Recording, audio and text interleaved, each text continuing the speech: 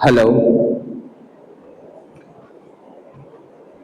इति धुतो सुराधुतो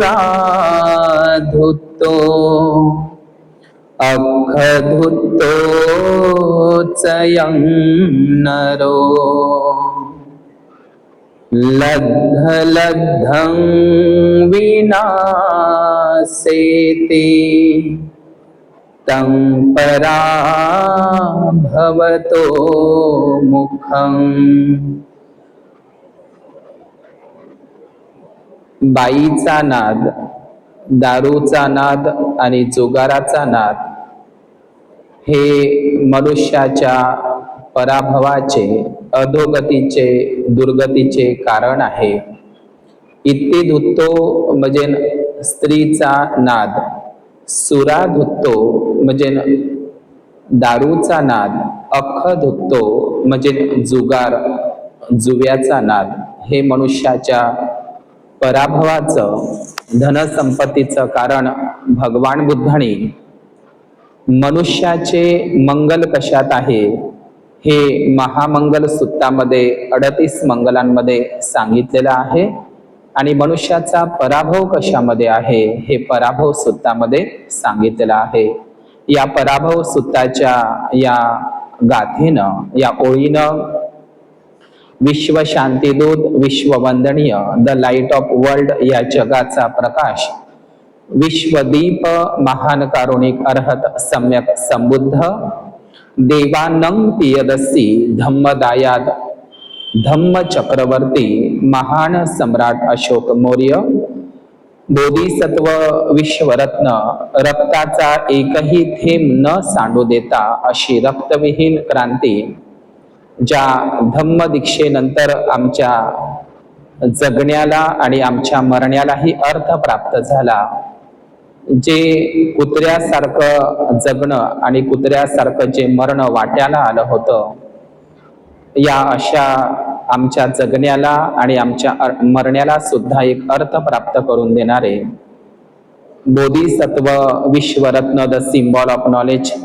जग बदलणारा बाप माणूस डॉक्टर बाबासाहेब आंबेडकर या बोधिसत्वाची सावली समर्पिता माता रमाई, उपस्थित सर्व श्रद्धाशील संपन्न बौद्ध उपासक उपासिका यांच्या प्रती मंगलाची कामना, तसेच नोबेल ट्रूथ या यूट्यूब चॅनलचे सर्व दर्शक उपासक उपासिका यांच्या प्रती सुद्धा मंगलाची कामना करतो.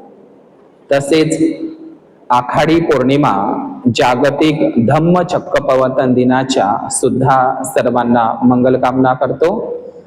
आज आखाडी पौर्णिमा विशेष धम्मदेसना म्हणून, आखाडी पौर्णिमेच्या निमित्तानं विशेष धम्मदेसना म्हणून, आखाडी पौर्णिमा म्हणजेच आखाडी पौर्णिमा एकमेव धम्म चक्कपवतन दिवस होय.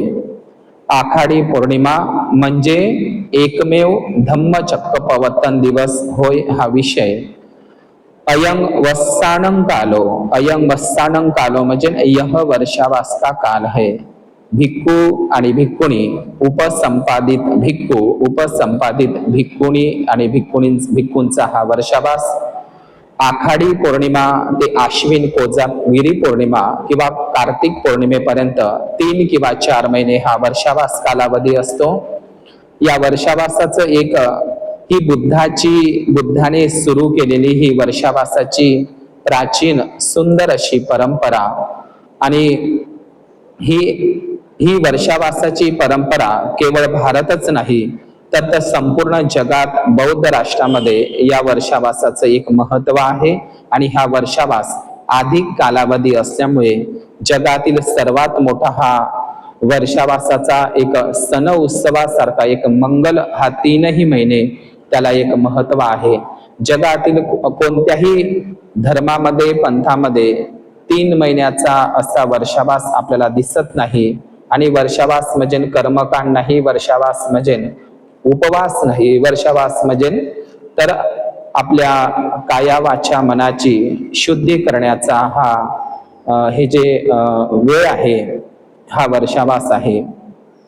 बोधिसत्व डॉक्टर बाबासाहेब आंबेडकर बुद्ध किंवा कालमार्क्स या ग्रंथामध्ये असं म्हणतात, की धम्माची विचारसरणी तुम्ही सतत लोकांच्या कानात ओतत राहिले पाहिजे. धम्म तत्वज्ञान तुम्ही लोकांच्या कर्णपटलांवर आदळत ठेवले पाहिजे. बुद्ध धम्माचा प्रचार व प्रसार करणे हीच खरी मानव सेवा होय. म्हणून बुद्धाचा हा आदी मध्य आणि अंतिम असा कल्याणकारी सद्धम्माचा प्रचार आणि प्रसार करणे हे केवळ भिक्खू आणि भिक्खुणींचेच काम नाही, तर उपासक उपासिकांचे, प्रत्येक बौद्ध उपासक उपासिकांचे धम्म प्रचार आणि प्रसार करण्यानेच बौद्ध धम्म वाढू शकत असतो. आणि म्हणून बुद्ध धम्माचा प्रचार आणि प्रसार जगातील कोणत्याच माणसावर एवढी जबाबदारी देऊन गेले नाही. बौद्ध धम्म दीक्षेनंतर डॉक्टर बाबासाहेब आंबेडकरांनी दरेकाने दरेकाला धम्म सांगावा, बौद्ध धम्मानेच जगाचा उद्धार होणार आहे, हे बाबासाहेबांचं कथन लक्षात घेऊन आपण 22 प्रतिज्ञा आणि बुद्ध धम्माचा प्रचार आणि प्रसार करावा, जेणेकरून बुद्ध धम्माला हे सगळ्यांचंच कर्तव्य आहे, धम्म कर्तव्य आहे आणि हे आपल्याला भान असावं, हे लक्षात घेतलं पाहिजे. म्हणून आखाडी पौर्णिमा हा एकमेव धम्मचक्र प्रवर्तन दिवस म्हणून जगातील सर्व Japan, Korea, Sri Lanka, Thailand, Brahmadesh सर्व बौद्ध राष्ट्रामध्ये आणि सर्व जिथे ज्या ज्या देशामध्ये बौद्ध अनुयायी असतील त्या त्या देशातील बौद्ध अनुयायी या आखाडी पौर्णिमा हाच दिवस धम्मचक्र प्रवर्तन दिवस म्हणून साजरा करण्यात येत असतो. आणि म्हणून आखाडी पौर्णिमा हाच एकमेव धम्मचक्र जागतिक धम्मचक्र प्रवर्तन दिवस आहे. धम्मचक्र प्रवर्तन फक्त एकदाच होतं, ते बुद्धाने केलं आहे, बुद्धाच्या हातून झालेलं आहे आणि ते बुद्धानेच केलेलं आहे. धम्मचक्र वारंवार होत नसते, धम्मचक्र प्रवर्तन वारंवार होत नसते, ते बुद्धाने एकदाच केलं, एकदाच झालं आणि ते होऊन गेलेलं आहे, हे आपण लक्षात घेतलं पाहिजे. महान सम्राट अशोक आणि बोधिसत्व डॉक्टर बाबासाहेब आंबेडकरांनी जे धम्म दीक्षा दिली आपल्याला नागपूर चंद्रपूरला, तर ते धम्मचक्र अनुवर्तन होतं, तो धम्म दीक्षेचा कार्यक्रम होता. आणि तसंही आपण प्राचीन काळातील नागवंशी लोक हे बुद्धिस्ट होते. डॉक्टर बाबासाहेब आंबेडकरांनी आपली घरवापशी केलेली आहे. आपण प्राचीन काळातील नागवंशी बुद्धिस्टच होतो आणि म्हणून आपल्या नागवंशी बौद्ध लोकांना त्यांच्या खऱ्या घरात मध्ये आणून बाबासाहेबांनी आपली घरवापशी केलेली आहे. तो धम्म दीक्षा सोहळा आहे, ते धर्मांतर आहे आपलं. आणि आपण हिंदू महाधर्माचा संपूर्णपणे हिंदू धर्मातील देवी देवतांचा त्याग करून, कर्मकांड, रूढी, परंपरा, त्यांच्या सण उत्सवाचा त्याग करून आपण बौद्ध धम्माचा स्वीकार केला. आपला नवा जन्म झालेला आहे, हे आपण लक्षात घेतलं पाहिजे. आणि म्हणून एकमेव धम्मचक्र प्रवर्तन दिवस म्हणजे आखाडी पौर्णिमाच होय आणि त्याला आपण महत्व दिलं पाहिजे की याच आखाडी पौर्णिमेला महामायेला स्वप्न, महामायेला गर्भसंभव झाला होता. बोधिसत्व सुकिती सिद्धार्थ गौतमाने रोहिणी नदीच्या पाणी वाटपाच्या संघर्षावरून वयाच्या 29व्या वर्षी सर्वस्व सुखाचा त्याग केला होता. महाविनिष्क्रमण तथागत भगवान गौतम बुद्धांनी आपल्या भिक्खू संघाची निर्मिती याच आखाडी पौर्णिमेला सारनाथला केली होती. तथागत भगवान बुद्धांचा जो प्रथम वर्षावासाला प्रारंभ या सारनाथ मध्येच, या सारनाथलाच धम्मचक्र प्रवर्तन सुत्त, लखन सुत्त, सच्च विभंग सुत्त आणि प्रचेतन सुत्ताचा उपदेश तथागत सम्यक संबुद्धांनी याच वर्षावासामध्ये सारनाथला आखाडी पौर्णिमेच्या या मध्येच केलेला होता. तर हे तथागत भगवान बुद्धांनी धम्मचक्र प्रवर्तन, हे चक्र म्हणजे काय, तर चक्र हा पाली शब्द आहे, चक्र हा संस्कृत शब्द आहे, ज्याला आपण मराठीमध्ये चाक म्हणत असतो, हिंदीमध्ये पहिया म्हणत असतो आणि इंग्रजीमध्ये व्हील म्हणत असतो. तर हे पाली शब्द आहे धम्मचक्र. जेव्हा जेव्हा आपण धम्मचक्र पाहतो त्याला आपण अशोक चक्र म्हणत असतो, ते अशोक चक्र नाही.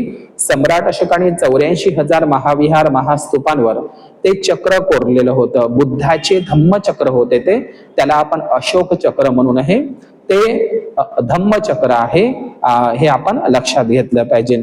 आणि म्हणून बुद्धाचे जे धम्मचक्र आहे, चक्र, हे जे धम्मचक्र प्रवर्तन म्हणजे क्रांती, रिव्होल्युशन, बदल, ज्याला आपण परिवर्तन म्हणत असतो, पाली शब्द आहे प्रवर्तन आणि संस्कृतमध्ये प्रवर्तन. तर हा धम्मचक्र प्रवर्तन हा जो तथागत भगवान बुद्धांनी सारनाथच्या इसिपतन वृक्षाय वनामध्ये, गंगा नदीच्या किनारी इसिपतन वृक्षाय वनामध्ये सारनाथला आखाडी पौर्णिमेच्या दिवशी हे धम्मचक्र प्रवर्तन गतिमान केलं होतं. आपण जातक कथा वाचली तर निग्रोध बोधिसत्वाची गर्भिणी हरणीची कहाणी सुद्धा या सारनाथ मध्येच आपण पाहत असतो. इसी पतन वनामध्येच घडलेली होती ती मृगदाय वन. मृगदाय म्हणजे हरणाचा कळप त्या ठिकाणी राहायचा, म्हणून त्याला मृगदाय वन म्हणायचे. तर भगवंताचा जो कौंडिन्य, अश्वजित, वप्प, महानाम आणि भद्दीय या 5 लोकांना सोबत घेऊन त्याने भिक्खू संघ निर्माण केला. आणि हे जे फाय्यांच्या डायरीमध्ये असं वर्णन आहे की हे जे 5ही परिव्राजक आहे, तर हे 5ही परिव्राजक 3 शाक्य कुळातले होते आणि 2 हे नागकोलीय कुळातले होते असा उल्लेख आहे. आणि हे जे 5 भिक्खूंना सोबत घेऊन त्यांनी भिक्खू संघाची स्थापना केली आहे. याच सारनाथला वाराणसीचा सुजाता पुत्र यश आणि त्यांच्या जे अय्याश मित्र होते त्यांची धम्मदीक्षा सुद्धा, प्रवज्जा सुद्धा सारनाथलाच याच वर्षावासाच्या कालावधीमध्ये झालेली आहे. तर असा भगवान बुद्धांनी आदि कल्याणकारी, ज्याप्रमाणे ऊस असतो, ऊस या टोकापासून तर त्या टोकापर्यंत ऊस हा गोडच असतो, जरी तो वेडा वाकडा असला तरी त्यांचा रस हा मधुरच असतो. तर ज्याप्रमाणे ऊस आदि मध्य अंतिम म्हणजे शेवटपर्यंत गोड असतो, तसाच भगवान बुद्धाचा हा सद्धम्म आदि मध्य अंत कल्याणकारी आहे. जसं आपण साखरेची एक मूठ जरी आपण तोंडात घेतली तर ती गोड वाटते आणि एक साखरेचा दाणा जरी जिभेवर ठेवला तरी गोड वाटतो, तर अशाच भगवान बुद्धाचा हा धम्म हा ऊसाप्रमाणे गोड आहे. आणि म्हणून सत्याची चव ही उत्तम चव आहे असं भगवान बुद्धांनीही म्हटलेलं आहे. तर असा या बहुजन हिताय बहुजन सुखाय अशा कल्याणकारी सद्धम्माची देसना भगवान बुद्धांनी याच आखाडी पौर्णिमेला वर्षावासाला केलेली आहे. सुखा सद्धम्म देसना. आणि म्हणून धम्मचक्र प्रवर्तन दिवस हा आखाडी पौर्णिमा म्हणूनच असतो. आणि धम्मचक्र प्रवर्तन जगामध्ये एकदाच होतं, एकदाच बुद्धाने ते केलेलं आहे. आणि म्हणून संपूर्ण बौद्ध राष्ट्रामध्ये धम्मचक्र प्रवर्तन दिवस हा आखाडी पौर्णिमा म्हणूनच साजरा करण्यात येत असतो. म्हणून भारतातीलही बौद्ध उपासक उपासिकांना असं आवाहन आहे की आपणही या आखाडी पौर्णिमा हा धम्मचक्र प्रवर्तन दिवस म्हणून साजरा करावा. त्या दिवशी अष्टशील उपोषद पालन करावं आणि एक सण उत्सवासारखा, महोत्सवासारखा धम्म रथयात्रा काढाव्या, रोषणाई करावी, घराची साफसफाई करावी, घरावरती तोरण, पताका, धम्म ध्वज लावावे आणि सण उत्सवासारखा हा सण आपण साजरा केला पाहिजे. की आपल्याला माहित आहे की याच आखाडी पौर्णिमेला महामायेला गर्भसंभव झाला होता, दिवस गेले होते. तर म्हणजे किती सुंदर घटना आहे ही, मंगलदायक अशी घटना आहे. आखाडी पौर्णिमा आपल्यासाठी खूप मोठा सणासारखा दिवस आहे. म्हणून धम्मचक्र प्रवर्तन दिवस म्हणून आणि महामायेला जे गर्भसंभव झाला म्हणून त्याचा मंगल दिवस आपण साजरा केला पाहिजे. या आखाडी पौर्णिमेलाच सिद्धार्थ गौतमाने गृहत्याग केला होता. आपल्याला माहित आहे याच आखाडी पौर्णिमेला पांढरा शुभ्र कंथक नावाचा घोडा रडला होता आणि त्यांच्या अश्रूंनी बोधिसत्व सिद्धार्थ गौतमाचे पूर्ण 2ही पाय ओले झाले होते, एवढा तो रडला होता. छन्न सारथी सुद्धा रडला होता. कंथक घोडा तर चाराही खात नव्हता आणि पाणीही पित नव्हता, एवढा तो दुखीत झाला होता. अनुमा नदीमध्येच आजच्या दिवसाला सिद्धार्थ गौतमाने आपले केस काढले आणि ते फेकून दिले. जो आता हाच बोधिसत्व सिद्धार्थ गौतम जो रथावर फेरफटका मारायचा कपिलवस्तूमध्ये, ज्यांनी ऊन वारा पाऊस कधी पाहिला नव्हता, ज्यांनी दगड धोंडे काटे गोटे बघितले नव्हते, आणि जो सिद्धार्थ गौतम ज्याच्या जोड्यामध्ये म्हणजे चांगले मखमली दागदागिने अलंकार, ज्याच्या म्हणजे 3 महाल होते आणि राज अलंकार आणि राजवस्त्रामध्ये हा राहायचा, तर आज हा जगाच्या कल्याणासाठी बिना चप्पलाने तो अनवाणी पायानं सर्वस्व सुखाचा तीन राजमहालाचा त्याग करून जगाच्या कल्याणासाठी महाविनिष्क्रमण करत आहे. जगात शांतता नांदावी, या जगात दुःख का आहे याचा मला शोध घेता येईल का, आणि म्हणून ते घराबाहेर पडलेले आहे. आणि म्हणून तो दिवस आखाडी पौर्णिमेचा होय. संपूर्ण कपिलवस्तू रडत असते. महाप्रजापती गौतमी, राजा शुद्धोधन आणि सर्व लोक प्रजा रडत असते. आणि अशा पद्धतीने ते चार दृश्य पाहून नाही तर रोहिणी नदीच्या संघर्षावरूनच बोधिसत्व सिद्धार्थ गौतम, बोधी राजकुमार सुत्त आणि अत्तदंड सुत्तामध्ये सुद्धा गृहत्यागाचे खरे कारण सांगितलेले आहे. आपण लक्षात घेतले पाहिजे. मेलेला माणूस पाहून नाही तर, आणि त्यांनी रात्रीला नाही तर दिवसालाच त्यांनी गृहत्याग केलेला आहे. महाभिनिष्क्रमण, महाभिनिष्क्रमण म्हणजे जगाच्या कल्याणासाठी सर्व सुखाचा त्याग करणं, त्याला महाभिनिष्क्रमण म्हणत असतात. आणि म्हणून आजचा मनुष्य जो भौतिक ऐहिक सुखामध्ये गाडी माडी साडीमध्ये जो गुंतलेला आहे, जगाच्या कल्याणासाठी बोधिसत्व सिद्धार्थ गौतमांनी 3 राजमहाल सोडले. आणि आजचा जो माणूस आहे तो राजमहालाच्या शोधात आहे. लक्षात घ्या. आणि म्हणून इच्छेला कधीही अंत नाही. एक इच्छा पूर्ण झाली की दुसरी तयारच राहत असते. आणि म्हणून ज्यांनी आपल्या इच्छेला फुल स्टॉप दिलेला आहे, ज्यांच्या कुठल्या इच्छा आकांक्षा उरल्याच नाही, आणि तोच सम्यक संबुद्ध बनत असतो. जो स्वतःला स्वयं सिद्ध करत असतो तोच बुद्ध बनत असतो. आणि म्हणून बुद्ध बनण्याच्या दिशेनं, हा सत्याच्या दिशेनं सिद्धार्थ गौतमांनी गृहत्याग केला होता. आणि म्हणून त्यांना जे सम्यक संबोधी प्राप्त झाली होती, 6 वर्ष तपश्चर्या करून काही प्राप्त झालं नाही, आणि नंतर ज्या गुरूंकडे गेले त्यांच्याकडूनही काही प्राप्त झालं नाही. आणि म्हणून सिद्धार्थ गौतम यांनी जे बोध गयेला ज्ञान प्राप्ती केली, सम्यक संबोधी, आणि हे धम्मज्ञान, हा बोधिज्ञानाचा उपदेश कोणाला सांगावा. आणि म्हणून त्यांच्या मनामध्ये जे 6 वर्ष ज्यांची सेवा केली, 5 परिव्राजक संन्याशांनी नाराज झाले होते सुजाताची खीर खाल्ल्यामुळे, म्हणून ते बोधगया उर्वेला सोडून ते वाराणसीच्या, काशी आजचं बनारसच्या दिशेनं बुद्ध त्या ठिकाणी आले. आणि त्यांना ते धम्माचा उपदेश देण्यासाठी म्हणजे त्यांना योग्य ठरवलं. आणि त्यावेळी ते त्या ठिकाणी आले. त्यांनी ठरवलं होतं की त्यांचं स्वागत करायचं नाही, आणि नंतर ते सर्व आदरातिथ्य करत असतात. आणि भगवान बुद्धांच्या आभा मंडल, प्रभा मंडल, त्या ज्ञान मंडलाने ते प्रभावित होत असतात. आणि ते 5 भिक्खू, त्याच्यामध्ये कौंडिन्य हा अज्ञात कौंडिन्य हा प्रथम अर्हत पदाला जात असतो. आणि भगवान बुद्धांचा हा प्रथम शिष्य, आणि हे 5 शिष्य, या 5 शिष्यांना घेऊन तथागत भगवान बुद्ध भिक्खू संघाची निर्मिती करतात आखाडी पौर्णिमेला. म्हणजे हे 5 भिक्खू म्हणजे हे 5 विद्यार्थी शिष्य होय, आणि बुद्ध त्यांचे गुरु बनत असतात. आणि म्हणून याच जगाला आजच्याच दिवशी जगद्गुरु विश्वगुरु हा जगन्नाथ विश्वनाथ बुद्ध आजच्याच आखाडी पौर्णिमेला बुद्धाच्या रूपानं संपूर्ण जगाला प्राप्त होत असतो. केवळ 5 लोकांचीच गोष्ट नाही, 5 भिक्खूंचीच गोष्ट नाही, जगाच्या कल्याणासाठी, जगाच्या हिता सुखासाठी हे धम्मचक्र प्रवर्तन भगवान बुद्धांनी आखाडी पौर्णिमेच्या दिवशी केलेलं आहे. म्हणून चक्र नाही तर चक्र, धम्म चक्र म्हणत असतात. आणि म्हणून धम्मचक्र म्हणजे काय, मन, स्वभाव आणि संस्कारामध्ये बदल करणं. धम्म म्हणजे काय तर स्वभाव, जे आपल्या मनाचं म्हणजे आपल्या मनाला, आपल्या संस्कारांना आणि आपल्या स्वभावामध्ये चेंज करतो, परिवर्तन करत असतो. असं हे धम्मचक्र तथागत भगवान बुद्धांनी, जे जगामध्ये कोणीही फिरवू शकत नाही आणि कोणीही ते पूर्ण करू शकत नाही, केवळ सम्यक संबुद्धच हे धम्मचक्र गतिमान जगाच्या कल्याणासाठी करत असतात.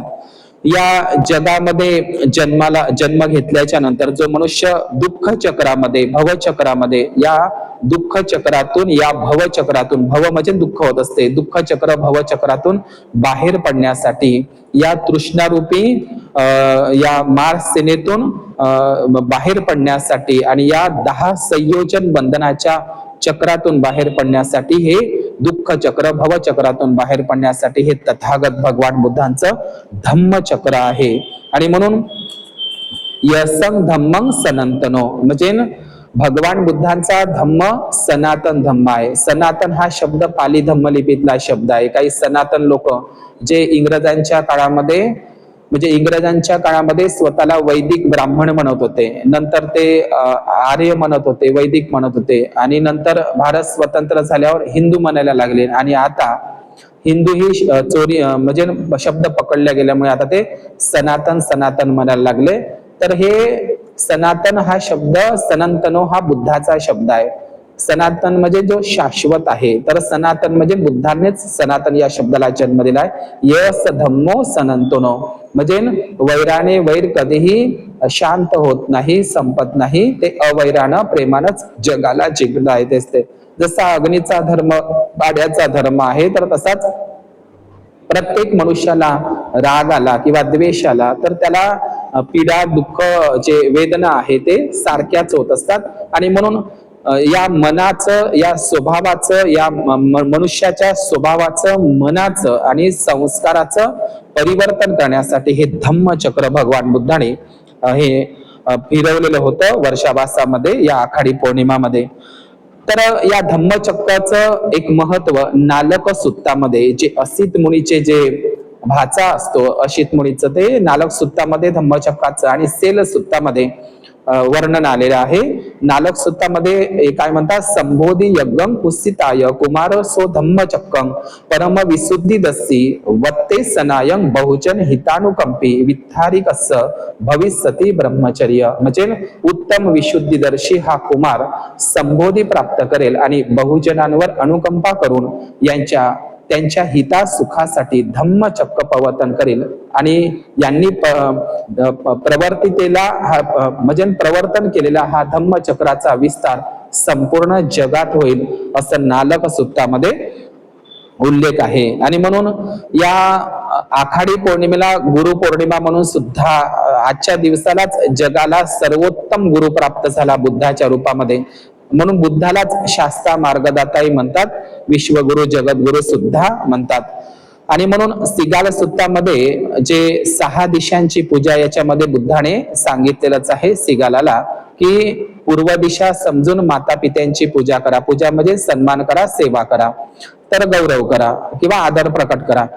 तर दक्षिण दिशा समजून गुरु आचार्य धम्मगुरूंची पूजा करा. तर आपला धम्मगुरु, आपला कल्याण मित्र जर कोण असू शकतो तर भिक्खू हे उत्तम रत्नच असू शकतं. म्हणून आचार्य धम्मगुरूची दक्षिण दिशा समजून पूजा करा. पूजा करा म्हणजे सन्मान, गुणगौरव, आदर करा, हे भगवान बुद्धांनी सिगाल सुत्तामध्ये सांगितलेलं आहे.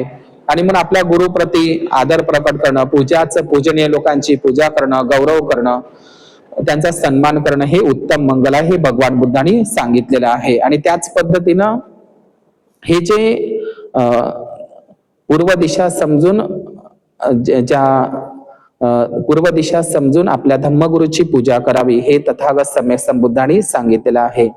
आणि म्हणून असा बौद्ध साहित्यामध्ये उल्लेख आहे की शनिवारो या दिवसालाच तथागत सम्यक संबुद्धांनी आपलं धम्मचक्र प्रवर्तन, शनिवार या दिवसाला, शनी हा शब्द पाली शब्द आहे, शनिवारलाच तथागत सम्यक संबुद्धांनी आपल्या धम्मचक्र प्रवर्तन गतिमान केलं होतं. आणि म्हणून एक पाली त्रिपिटकामध्ये एक शब्द आहे शनिचर्या. शनिचर्या म्हणजे काय होते, तर शनिचर्या म्हणजेच या शनिवारा दिवशी प्रत्येक शनिचर्या हा भिक्खू संघाचा एक दिवस होता, बुद्धाने ठरवून दिला होता शनिचर्या म्हणजे भिक्खू संघ एकत्रित येत होते आठवड्यातून एकदा शनिवारला, शनिचर्या म्हणून तो पाळला जात होता. आणि शनिचर्याच्या दिवशी सर्व भिक्खू संघ येऊन धम्मावर सखोल चर्चा करायचे, विचार करायचे, आखणी करायचे धम्माच्या संदर्भात मध्ये, धम्म प्रचार आणि प्रसाराच्या संदर्भात. तर हा शनिचर्या म्हणजेच हा दिवस होय. आणि या शनिवारलाच भगवान बुद्धांनी सारनाथला धम्मचक्र प्रवर्तन केलेलं होतं. तर या शनिवारलाच, शनिवार या म्हणजे धम्म संगोष्ठी त्या ठिकाणी व्हायची. आणि त्यामुळे नंतर प्रतिक्रांतीच्या नंतर या शनिवारला इतकं बदनाम करण्यात आलेलं आहे, कारण भिक्खू संघाचा शनिचर्या होता आणि शनिवारलाच धम्मचक्र प्रवर्तन बुद्धाने ते पहिल्यांदा आपल्या सद्धम्माचा उपदेश केला होता. आणि त्यामुळे शनिवार हा दिवस नंतर प्रतिक्रांतीच्या नंतर बदनाम करण्यात आला, हे लक्षात घेतलं पाहिजे. शनिवारला श शब्द पालीमध्ये येत नाही, पालीमध्ये त्याला शनिवारो किंवा शनिचर किंवा शनिवार असं म्हटलं जातं. आणि म्हणून नंतरच्या कालखंडामध्ये आपल्याला माहीतच आहे की आपल्या महाराष्ट्रामध्ये पुणेमध्ये शनिवार वाडा आहे. तर हे शनिवार वाडा का आहे? शनिवार वाडा पुण्यामध्ये ते तुम्हाला दिसतो, ब्राह्मण पेशव्यांचा शनिवार वाडा. तर हा शनिवार वाडा पालीमध्ये शनिवार असं म्हणतात. तर या शनिवारलाच भिक्खू संघ एकत्र येऊन ते शनिचर्या करायचे. वेळोवेळी धम्म म्हणजे भगवान बुद्धाने सांगितलंय की धम्म चर्चा करणे, धम्म साकच्चा आपण म्हणत असतो, कालेन धम्म साकच्चा म्हणजे योग्य काळी धम्मचर्चा करणे, घडवून आणणे हे उत्तम मंगल आहे. आणि म्हणून याच दिशेनं भगवान बुद्धांनी शनिचर्या हा दिवस भिक्खू संघाच्या भेटीगाठीचा आणि सखोल धम्मचर्चा करण्याचा हा दिवस भगवान बुद्धांनी त्याची निर्मिती केली होती. आणि नंतर तथागत भगवान बुद्धांसाठी आणि भिक्खू संघाचा हा शनिचर्या दिवस आहे म्हणून नंतरच्या कालखंडामध्ये ब्राह्मण पेशव्यांनी पुणेला शनिवार वाडा निर्माण केला. हे शनिवार वाडा नाव ठेवण्याचं कारण आहे, त्याच्या मागे जाणीवपूर्वक आहे की शनिवार वाड्याला काय व्हायचं, त्याचं नाव शनिवार वाडा का ठेवलं.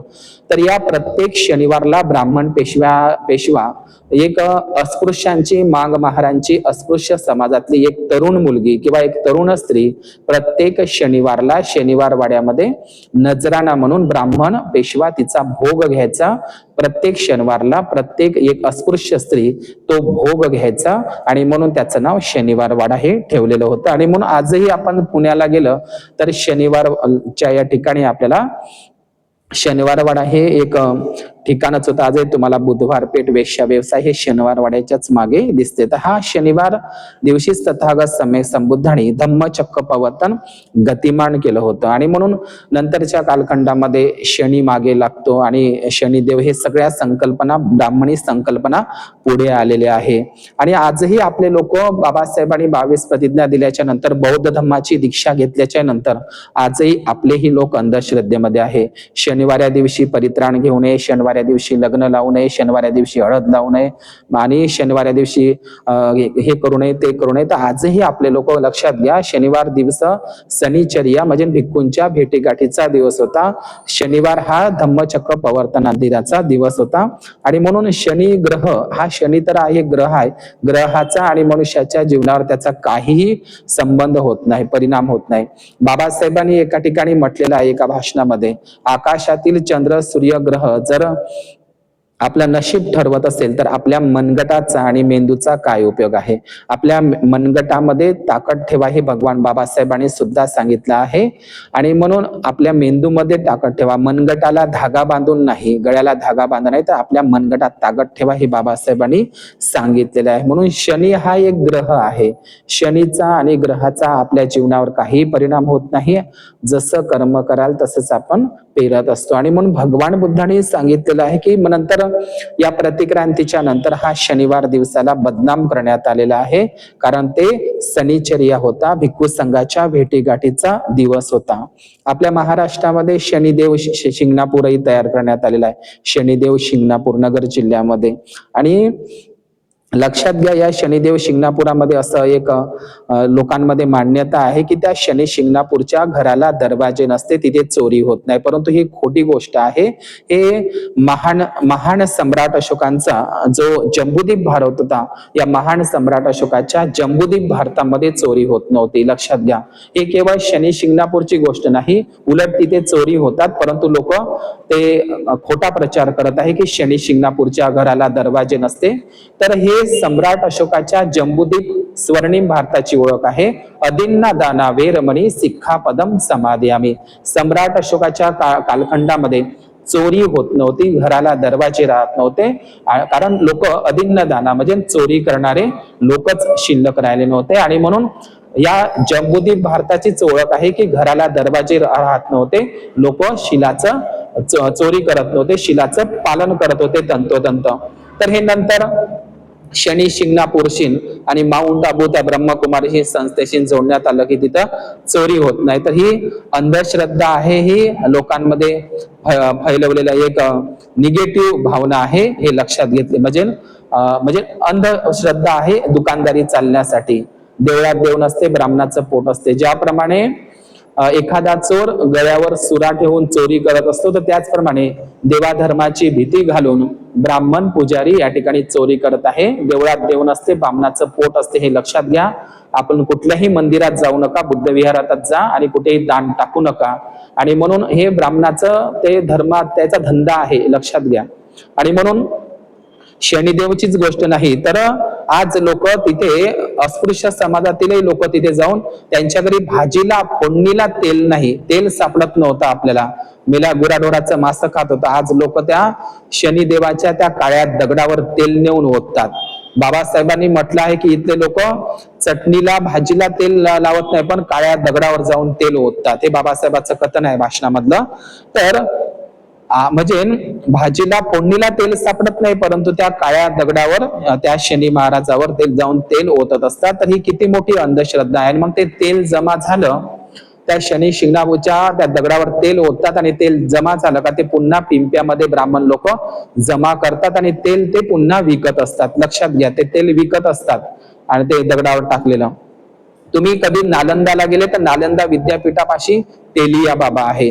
ज्याप्रमाणे शनिदेव त्या दगडावर, काल्पनिक दगडावर जसे लोक महाराष्ट्रामध्ये त्या शनिदेवावर तेल ओततात, तर तशाच पद्धतीनं नालंदा जवळ एक बुद्धाची मूर्ती आहे, नालंदाला लागलेली जमिनीखाली भल्ली मोठी मूर्ती आहे काळ्या दगडाची. आणि त्या बुद्ध मूर्तीला नालंदा प्राचीन विद्यापीठाच्या जवळच आहे. ते तुम्ही कधी गेले तर जा तेलिया बाबा. तर तिथं ते बुद्धाच्या मूर्तीला तिथं अंदर ठेवलेला आहे, त्याला तेलिया बाबा म्हणून त्याच्यावर तेल ओततात लोक. इकडं शनी शिंगणापूरला तेल ओततात आणि तिकडं नालंदाला तेलिया बाबा म्हणून बुद्धाच्या मूर्तीवर तेल ओततात आणि त्याला तेलिया बाबा म्हणजे ते बुद्धाची मूर्ती आजही तिथे आहे. अजूनही ते बुद्ध मूर्ती गव्हर्नमेंटनं ते संग्रहालयामध्ये ठेवायला पाहिजे. ते सगळ्यांनाच माहित पडतं. तेलिया बाबा तुम्ही मोबाईल मध्ये जरी पाहिलं तरी तर तिथे तेल ओततात. इकडे मी ग्वालियरला गेलो, तिथे एक बुद्धाचं महाविहार आहे मोठं जात, तर त्याला तेलिका मंदिर बनवलं. ते बुद्धाचं महाविहार होतं, त्याला तेलिका मंदिर. इतकं सुंदर मंदिर आहे तेलिका मंदिर, प्राचीन महाविहार. ते ग्वालियरच्या पहाडीवर आहे, ग्वालियर किल्ल्याच्या मागे. तर त्याला तेलिका मंदिर बनवलं, बुद्धाच्या मूर्तीला तेलिया बाबा बनवलं. हे सगळं आपल्याला दिसत आहे. आणि म्हणून भगवान बुद्धांचं तेलपत्त जातक कथा आहे, खूप सुंदर जातक कथा आहे, तेलपत्त जातक कथा. या तेलपत्त जातक कथेमध्ये खूप सुंदर वर्णन केलेलं आहे. तर आपण या शनिवार दिवसाला आपले म्हणजे भीती बाळगू नये, आपल्यासाठी सगळेच वार चांगले आहे. ब्राह्मणवाद्यांनी तुमच्या डोक्यामध्ये भरवलाय की शनिवार दिवशी शनी माग लागतो. ही अंधश्रद्धा आजही आपल्या मूर्ख लोक आहे, अज्ञानी लोक त्यांच्या डोक्यामध्ये भरलेली आहे. आपल्यासाठी सगळेच वार चांगले आहे, हे लक्षात घेतलं पाहिजे. आणि हे सगळे वार बुद्धिस्ट कॅलेंडर आहे. सम्राट कनिष्क यांनी शक संवत सुरू केलं. कॅलेंडर कोणाचं, हिंदूंचं नाही. कॅलेंडराचे जनक आहे सम्राट कनिष्कानेच कॅलेंडर पहिल्यांदा शक संवत म्हणून सुरू केलेलं होतं. हे वार संकल्पना सगळी बुद्धिस्ट आहे. त्रिपिटकामध्ये आपल्याला हे सगळे वारचा उल्लेख आपल्याला दिसत असतो. आणि म्हणून हे बुधवार दिवशी ज्ञान प्राप्ती झाली होती, म्हणून ते बुधवार वगैरे सगळं मी तुम्हाला यापूर्वीच्या प्रवचनामध्ये सांगितलं आहे. तर हे तेलपत्त जातक कथा आपण वाचावी, खूप सुंदर आहे.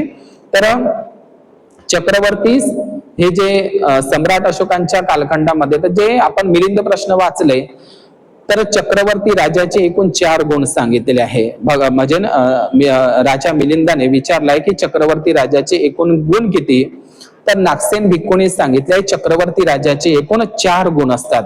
चक्रवर्ती कोणालाही म्हटल्या जात नाही. चक्रवर्ती सम्राट अशोकाला जे आर्य अष्टांगिक मार्गाचा अवलंब करणारे, त्या अष्टांगिक चक्राचा अवलंब करणारे, त्याच्यावर आपलं राज्य चालवणारे, त्यांनाच चक्रवर्ती सम्राट म्हणत असतात. आणि म्हणून जे सम्राट चक्रवर्ती राजाचे एकूण 4 गुण असतात आणि ते चक्रवर्ती राजाच्या राज्यामध्ये चोरी होत नाही, म्हणजे सम्राट अशोकाच्या कालखंडामध्ये आपण ते पाहत असतो. आणि म्हणून ही केवळ जम्बूद्वीप भारतामध्ये चोरी करणारे लोकच नव्हते. म्हणजे अदिन्न दाना वेरमणी सिक्खापदम समादियामी, म्हणजे भारतातल्या कुठल्याच जम्बूद्वीपातल्या कुठल्याच घराला दरवाजे राहत नव्हते, कारण चोरी करणारे लोकच नव्हते, कारण बुद्धाच्या शिलाचं पालन करत होते. आता तर आपण वातावरण पाहतच आहोत, जंतर मंतर दिल्लीला ओट चोरी झाली, राम मंदिराची चोरी झाली आणि पेपर चोरी झाली. हे चोरीचं प्रकरण किती म्हणजे आहे की चोरी करू नये. हे संविधानामध्ये कलमाच्या रूपामध्ये आहे आणि बुद्धानं 2500 वर्षापूर्वी सांगितलंय अदिन्न दाना, म्हणजे चोरी करू नये, चोराला साथ देऊ नये, चोर माणसाची संगती करू नये आणि चोरी करण्याचाच प्रभाव म्हणजे आज आपण नीट पेपर पाहत आहोत, हे पेपर चोरी घोटाळा. तर भारतामध्ये बघा किती म्हणजे राम मंदिरातले ते दानपेटीची चोरी झाली आहे, वोट चोरी झाली आहे, मतदानाची चोरी झालेली आहे आणि दररोज ब्राह्मण मंदिरातली चोरी करत आहे. एवढंच नाही तर आमचे 84,000 महाविहार सुद्धा चोरलेले आहे. सर्व बुद्ध लेण्यांवर कब्जे केलेले आहे, सर्व गड किल्ल्यांवर सुद्धा यानं ब्राह्मणानं देव आणि तेही कब्जे केलेले आहे. आणि म्हणून भारतामध्ये चक्रवर्ती राजाच्या 4 गुणांपैकी एक गुण सांगितला आहे की चक्रवर्ती राजाच्या राज्यामध्ये चोरी होत नाही, म्हणजे तो सम्राट अशोकच होय. पण आजचा राजा हा मोदी राजा आहे, पाखंडी आहे, ढोंगी आहे आणि म्हणून आज चोरी दिसते. म्हणून भगवान बुद्धाने सांगितलं आहे चोरी करू नये, पण आज चोरी होताना आपल्याला दिसत आहे, हे आपण लक्षात घेतलं पाहिजे. आणि म्हणून चोरी करू नये, चोराची संगत करू नये. तर मग आज जे चोरीचं प्रकरण झालेलं आहे तर साधारण लोकांना काही एवढे मनुवादी ब्राह्मणवादी लोक विचारसरणीचे लोक आहे की ते चोरीचं म्हणजे 22 मुलांनी विद्यार्थ्यांनी आत्महत्या केली आहे, सुसाईड केली आहे, त्याचं त्यांना काही घेणदेण नाही. आपला मुलगा असेल तर त्याच्यासाठी म्हणजे लोक संवेदनहीन झालेले आहे.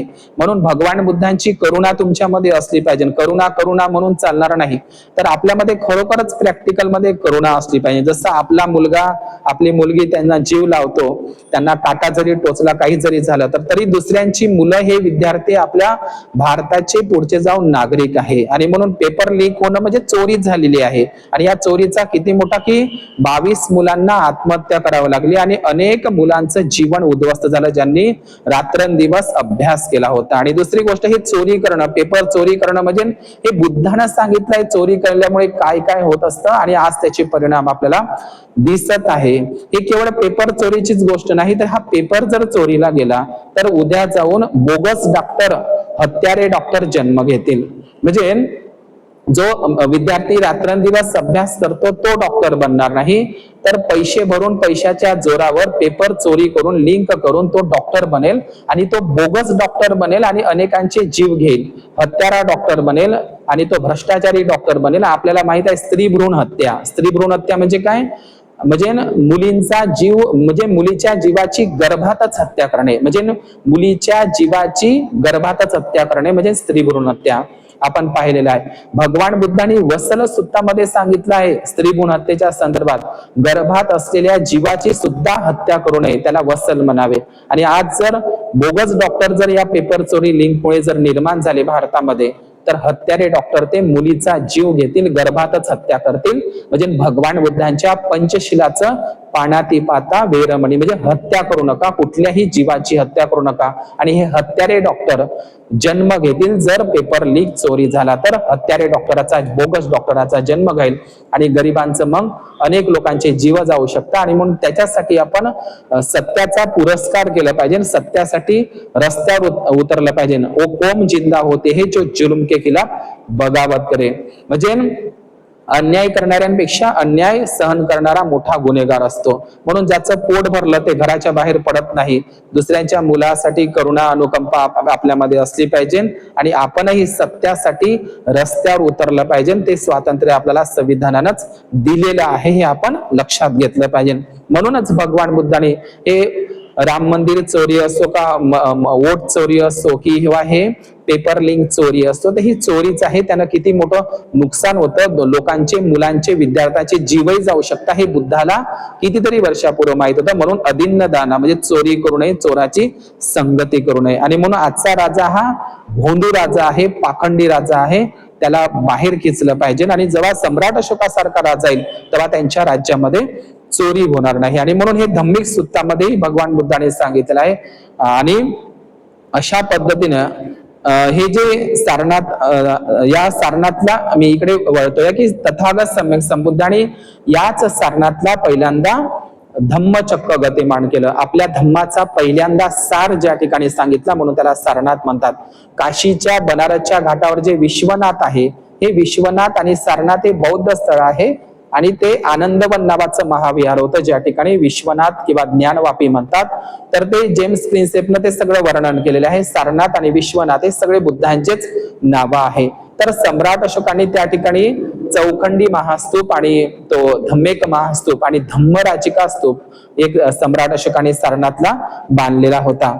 एवढंच नाही, ज्या ठिकाणी तथागत सम्यक संबुद्धांनी धम्मचक्र गतिमान केलं होतं त्या ठिकाणी धम्मस्तंभ उभारलेला आहे. त्याच्यावर धम्माज्ञा दिलेली आहे की जो कोणी भिक्खू आणि भिक्खुणी संघामध्ये फूट पाडेल त्याला पांढरे वस्त्र परिधान करून संघामध्ये हकालपट्टी करावी. त्याच धम्मस्तंभावर महाराणी बौद्ध महाराणी कुमारदेवी जिनेही सारनाथला आजच्याच आषाढी पौर्णिमेला 9 मजल्याचा धम्मचक्र जीन महाविहार बांधून भिक्खू संघाला आषाढी पौर्णिमेला दान केला होता. ही महाराणी कुमारदेवी गहडवाल वंशाची होती. तिचा जन्म बोधगयेला झाला होता. तिला वाराणसीला दिलं होतं आणि राजा जयचंदाची ती दादी होती, बुद्धिस्ट महाराणी होती. आजही त्या धम्मचक्र महाविहाराचे आणि तिचा शिलालेख आहे, तिने सम्राट अशोकाला धम्मा अशोक म्हणून उल्लेख केलेला आहे. या धम्म अशोकाच्या मार्गाचं प्रत्येकाने अनुसरण केलं पाहिजे असं कुमारदेवीने त्याच्यावर उल्लेख केलेला आहे. तर अशा पद्धतीनं या संघामध्ये फूट पाडणं हे महापाप आहे. जो कोणी संघामध्ये तो भिक्खू भिक्खुणी उपासक उपासिकांचा संघ असेल, 5 प्रकारच्या महापापामध्ये भगवान बुद्धाने सांगितलंय की संघामध्ये फूट पाडणं हे महापाप आहे. देवदत्ताने 500 भिक्खू संघाला वेगळं करून आपला एक वेगळा संघ निर्माण केला होता आणि त्याची किती अधोगतीचं झालेलं आहे ते आपण पाहत असतो. म्हणून संघामध्ये फूट पाडणं म्हणजे धम्माचा रथ मागे आणणं होय, हे लक्षात घ्या. आणि म्हणून हे जे धम्मचक्र आहे, धम्मचक्र प्रवर्तन मुद्रा, आपण सारनाथला जे आपलं राष्ट्रीय चिन्ह म्हणून आहे त्याला धम्मचक्र प्रवर्तन राजमुद्रा असं म्हटलं पाहिजे. की त्याच्यावर 4 सिंहाचं जे तोंड आहे, तर भगवान बुद्धाला शाक्य सिंह नरसिंह म्हणतात. बुद्धांच्या आजोबाचं नाव सिंहहनू होतं. आज भारतामध्ये जेवढे काही सिंग आडनावाची लोक आहे हे सर्व बुद्धांचंच आडनाव आहे. सिंह, नरसिंह, शाक्य सिंह आणि आजोबाचे नाव सिंहहनू शाक्य होतं. हे आपण बुद्ध आणि त्याच्या धम्मग्रंथामध्ये पाहत असतो. तर हे 4 तोंडाची सिंह मुद्रा म्हणजे भगवान बुद्धांनी तिथे 4ही दिशेला धम्माचा प्रचार आणि प्रसारासाठी भिक्खू संघाला पाठवण्यात आलं होतं की भिक्खूनं आपण एका दिशेने एका भिक्खूनं जावं. तर हे त्या धम्मचक्र जे सिंहाचं जे 4 तोंडाची सिंह मुद्रा आहे त्याच्यावर सम्राट अशोकाने 32 आऱ्याचं धम्मचक्र आहे ते सारनाथच्या संग्रहालयामध्ये आहे. ते तिथलंच आहे, खूप सुंदर आहे. आणि त्याच्यावर सिद्धार्थ गौतमाच्या गृहत्यागाचं प्रतीक कंठक घोडा त्याच्यावर कोरलेला आहे. सिद्धार्थ गौतम हे कृषी प्रधान होते म्हणून बैल कोरलेला आहे आणि जन्माचं प्रतीक हत्ती आहे. आणि ते शाक्य सिंह नरसिंह होते, त्यांनी सिंह गर्जना केली होती. धम्मचक्र प्रवर्तन सुत्ताला सिंहनाद सुत्ता म्हणतात, जे सत्यासाठी जसा सिंह गर्जना करतो तशीच बुद्धाने सत्याची गर्जना केली होती म्हणून ते सिंह कोरलेले आहे. आणि त्या ठिकाणी हे राष्ट्रीय चिन्हावर त्याच्यावर 12 नाही तर 32 आऱ्याचं चक्र आहे. बुद्धाच्या 32 लक्षणाचं वर्णन जे कौंडिन्य आणि असित मुनीने जे वर्णन केलेलं होतं आणि जे नरसिंह गाथा आणि लखन सुत्तामध्ये जे 32 लक्षणं सांगितलं त्याचं 32 आऱ्याचं धम्मचक्र त्याच्यावर कोरलेलं आहे. आणि म्हणून ते राष्ट्रीय प्रतीक म्हणून धम्मराज मुद्रा आहे आपली. आणि या सारनाथला जगासमोर आणण्याचं काम सर अलेक्झांडर कनिंगम हा महान माणूस, त्याची जयंती भारतीयांनी बौद्धांनी साजरी करायला पाहिजे. आणि देवमित्र अनागारिक धम्मपाल श्रीलंका यांनीच बोधगयेच्या आधी सारीपुत्ताचं सारनाथचं उत्खनन केलं होतं. आणि म्हणून या धम्मचक्राचं एक विशेष महत्व आहे. त्याला आपण तिरंगा म्हणू नये, त्याच्यामध्ये निळा चक्र रंग आहे, 4 रंगाचा आहे म्हणून ते आपल्या राष्ट्रध्वजावर आपण त्याला राष्ट्रीय ध्वज किंवा राष्ट्रध्वज म्हणलं पाहिजे, तिरंगा म्हणू नये. तिरंगा हा असंवैधानिक शब्द आहे आणि तो RSSच्या लोकांचा शब्द आहे. आणि म्हणून हे राष्ट्रध्वजावर सुद्धा हे बुद्धाचं धम्मचक्र आहे. आपण त्याला अशोक चक्र म्हणतो, पण ते अशोक चक्र नाही, ते धम्मचक्र आहे, हे लक्षात घ्या. सम्राट अशोकाच्या स्वर्णिम भारतातलं चक्र हे स्वर्णिम होतं, सोनेरी होतं आणि बाबासाहेबांनी ते निळं कोरलेलं आहे राष्ट्रध्वजावर, आपल्या राष्ट्रीय ध्वजावर. तर हे धम्मचक्र पकडून एकूण 4 रंग आहे, आपण हे लक्षात घेतलं पाहिजे. तर ते अशोक चक्र नाही, ते धम्मचक्र आहे. आणि ते धम्मचक्र तुम्हाला माहितच आहे, ते बुद्धाचे 9 गुण, धम्माचे 6 गुण आणि संघाचे 9 गुण असे बुद्ध, धम्म आणि संघ याचे त्रिरत्नाचे 24 गुण म्हणजे बुद्ध, धम्म आणि संघ हे तीनही त्या धम्म चक्राच्या रूपामध्ये कोरलेले आहे राष्ट्रध्वजावर. हे आपण लक्षात घेतलं पाहिजे. तर अशोक म्हणजे काय होते? अशोकं विरजं खेमं म्हणतो. अशोक म्हणजे जो बुद्धाचा धम्म स्वीकारल्याच्या नंतर तो अशोक रहित झाला होता, म्हणून ते त्याच्या वडिलांचं नाव अशोक ठेवलं होतं त्यांच्या वडिलांनी, पण तो धम्म अशोक झाला. तर हे लक्षात घेतलं पाहिजे. तर ते अशोक चक्र नाही, अशोकाचे चक्र नाही, ते अशोकाने कोरले म्हणून लोक अशोक चक्र म्हणतात, पण वास्तविक ते धम्म चक्र आहे. आणि हे बुद्धाचे धम्मचक्र सम्राट अशोकाने 84,000 महास्तूप आणि महाविहारांवर 84,000 धम्मचक्र कोरलेले होते. उलट धम्मचक्राची पूजा ही आपल्याला शिल्पकलेमध्ये भिक्खू भिक्खुणी आणि उपासक उपासिकांना दिसतात आपल्याला. तर हे आपण पंचशील ध्वज किंवा पंचशील झेंडा म्हणू नये, त्याला धम्मध्वज म्हणलं पाहिजे. आणि अशोक चक्र न म्हणता आपण धम्मचक्र म्हणलं पाहिजे. आणि त्याच्यावर समतेचा रंग म्हणजे निळ चक्र आहे. तर हे धम्मचक्र तुम्हाला कुठे पाहायला मिळते? जे भारताचा सर्वोच्च नागरी पुरस्कार अजूनही सावित्रीबाईंना ज्योतिबांना भेटला नाही, ब्राह्मणांना भेटत आहे. तर हा भारतरत्न सर्वोच्च पुरस्कार, त्याच्यावरती हे बुद्ध धम्म संघाचे 24 गौण, काही लोक ते प्रातिथ्य समुत्पादाच्या 24 कढई म्हणतात, ते असो, त्याच्याबद्दल काही नाही. काही जैन लोक म्हणतात ते आमचं आहे धम्मचक्र, आमचे 24 तीर्थंकार झाले तर ते 24 आर्याचं चक्र, असं ती मान्यता, ते बोलायचं नाही त्याच्यावर. परंतु हे भारतरत्न हे धम्मचक्र ऍक्च्युली बुद्धाचंच आहे, त्याचे पुरावे आहे, पुरातात्विक पुरावे आहे. आणि म्हणून हे धम्मचक्र हे जे भारताचा सर्वोच्च नागरी पुरस्कार भारतरत्न, भारतरत्न कोणाला म्हटलं पाहिजे? या जगामध्ये उत्तम प्रकारचे रत्न कोणते आहे? बुद्धरत्न, धम्मरत्न आणि संघरत्न. या रत्नाची बुद्धरत्न, धम्मरत्न आणि संघरत्न या 3 रत्नाची जगामध्ये बराबरी होत नाही. हे 3 रत्नच उत्तम प्रकारचे जगातील रत्न आहे. म्हणून खरे भारतरत्न बुद्धरत्न, धम्मरत्न, संघरत्नच आहे. आणि म्हणून या भारतरत्नाचा, हे जे भारतरत्न पुरस्कार दिला जातो, त्या भारतरत्न काय असते? एक सोन्याचं पिंपळाचं पान असते आणि त्याच्यावरही हे 24 रत्न म्हणजे 24 आर्याचं धम्मचक्र त्या भारतरत्न पुरस्कारावर ते सिम्बॉल म्हणून 24 आर्याचं चक्र त्याच्यावरही असते.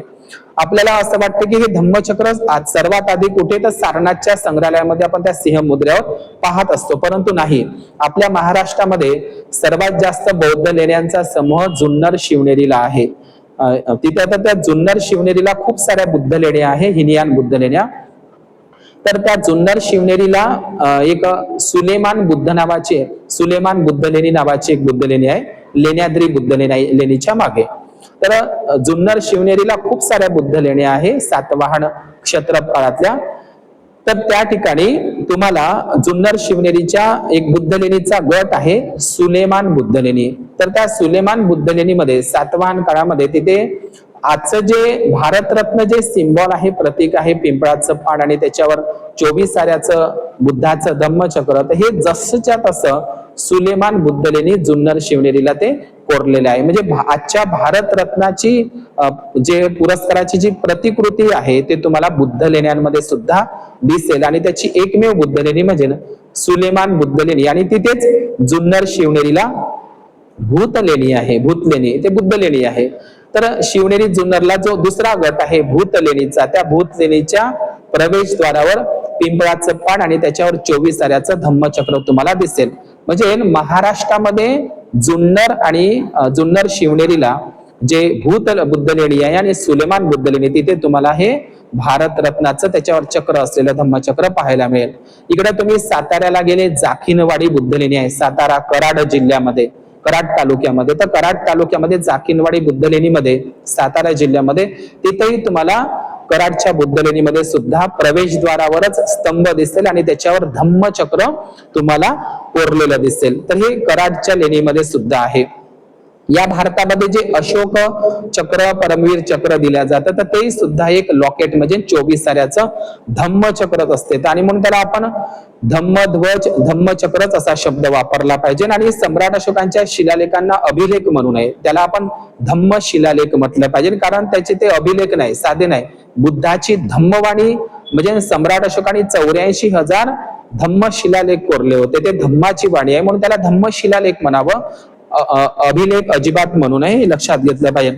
तर 84,000 धम्मराजिका महास्तूप, 84,000 धम्मचक्र, 84,000 धम्मशिलालेख, 84,000 महास्तूप महाविहार आणि 84,000 बोधिवृक्षाची लागवड सम्राट अशोकांनी संपूर्ण जम्बूद्वीप भारतामध्ये केलं होतं. तर हे धम्मचक्र आपल्याला 24 आऱ्यामध्ये, त्याला तिल्लिया म्हणतात हिंदीमध्ये, 24 आऱ्याचंही धम्मचक्र आहे, 8 आऱ्याचंही धम्मचक्र आहे आणि 32 लक्षणाचं 32 आऱ्याचंही धम्मचक्र आपण पाहत असतो.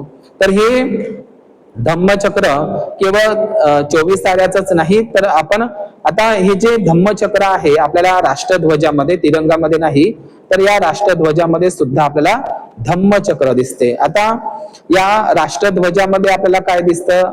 भगवा रंग दिसतो. इतिपिसो भगवा. भगवा म्हणजे काय?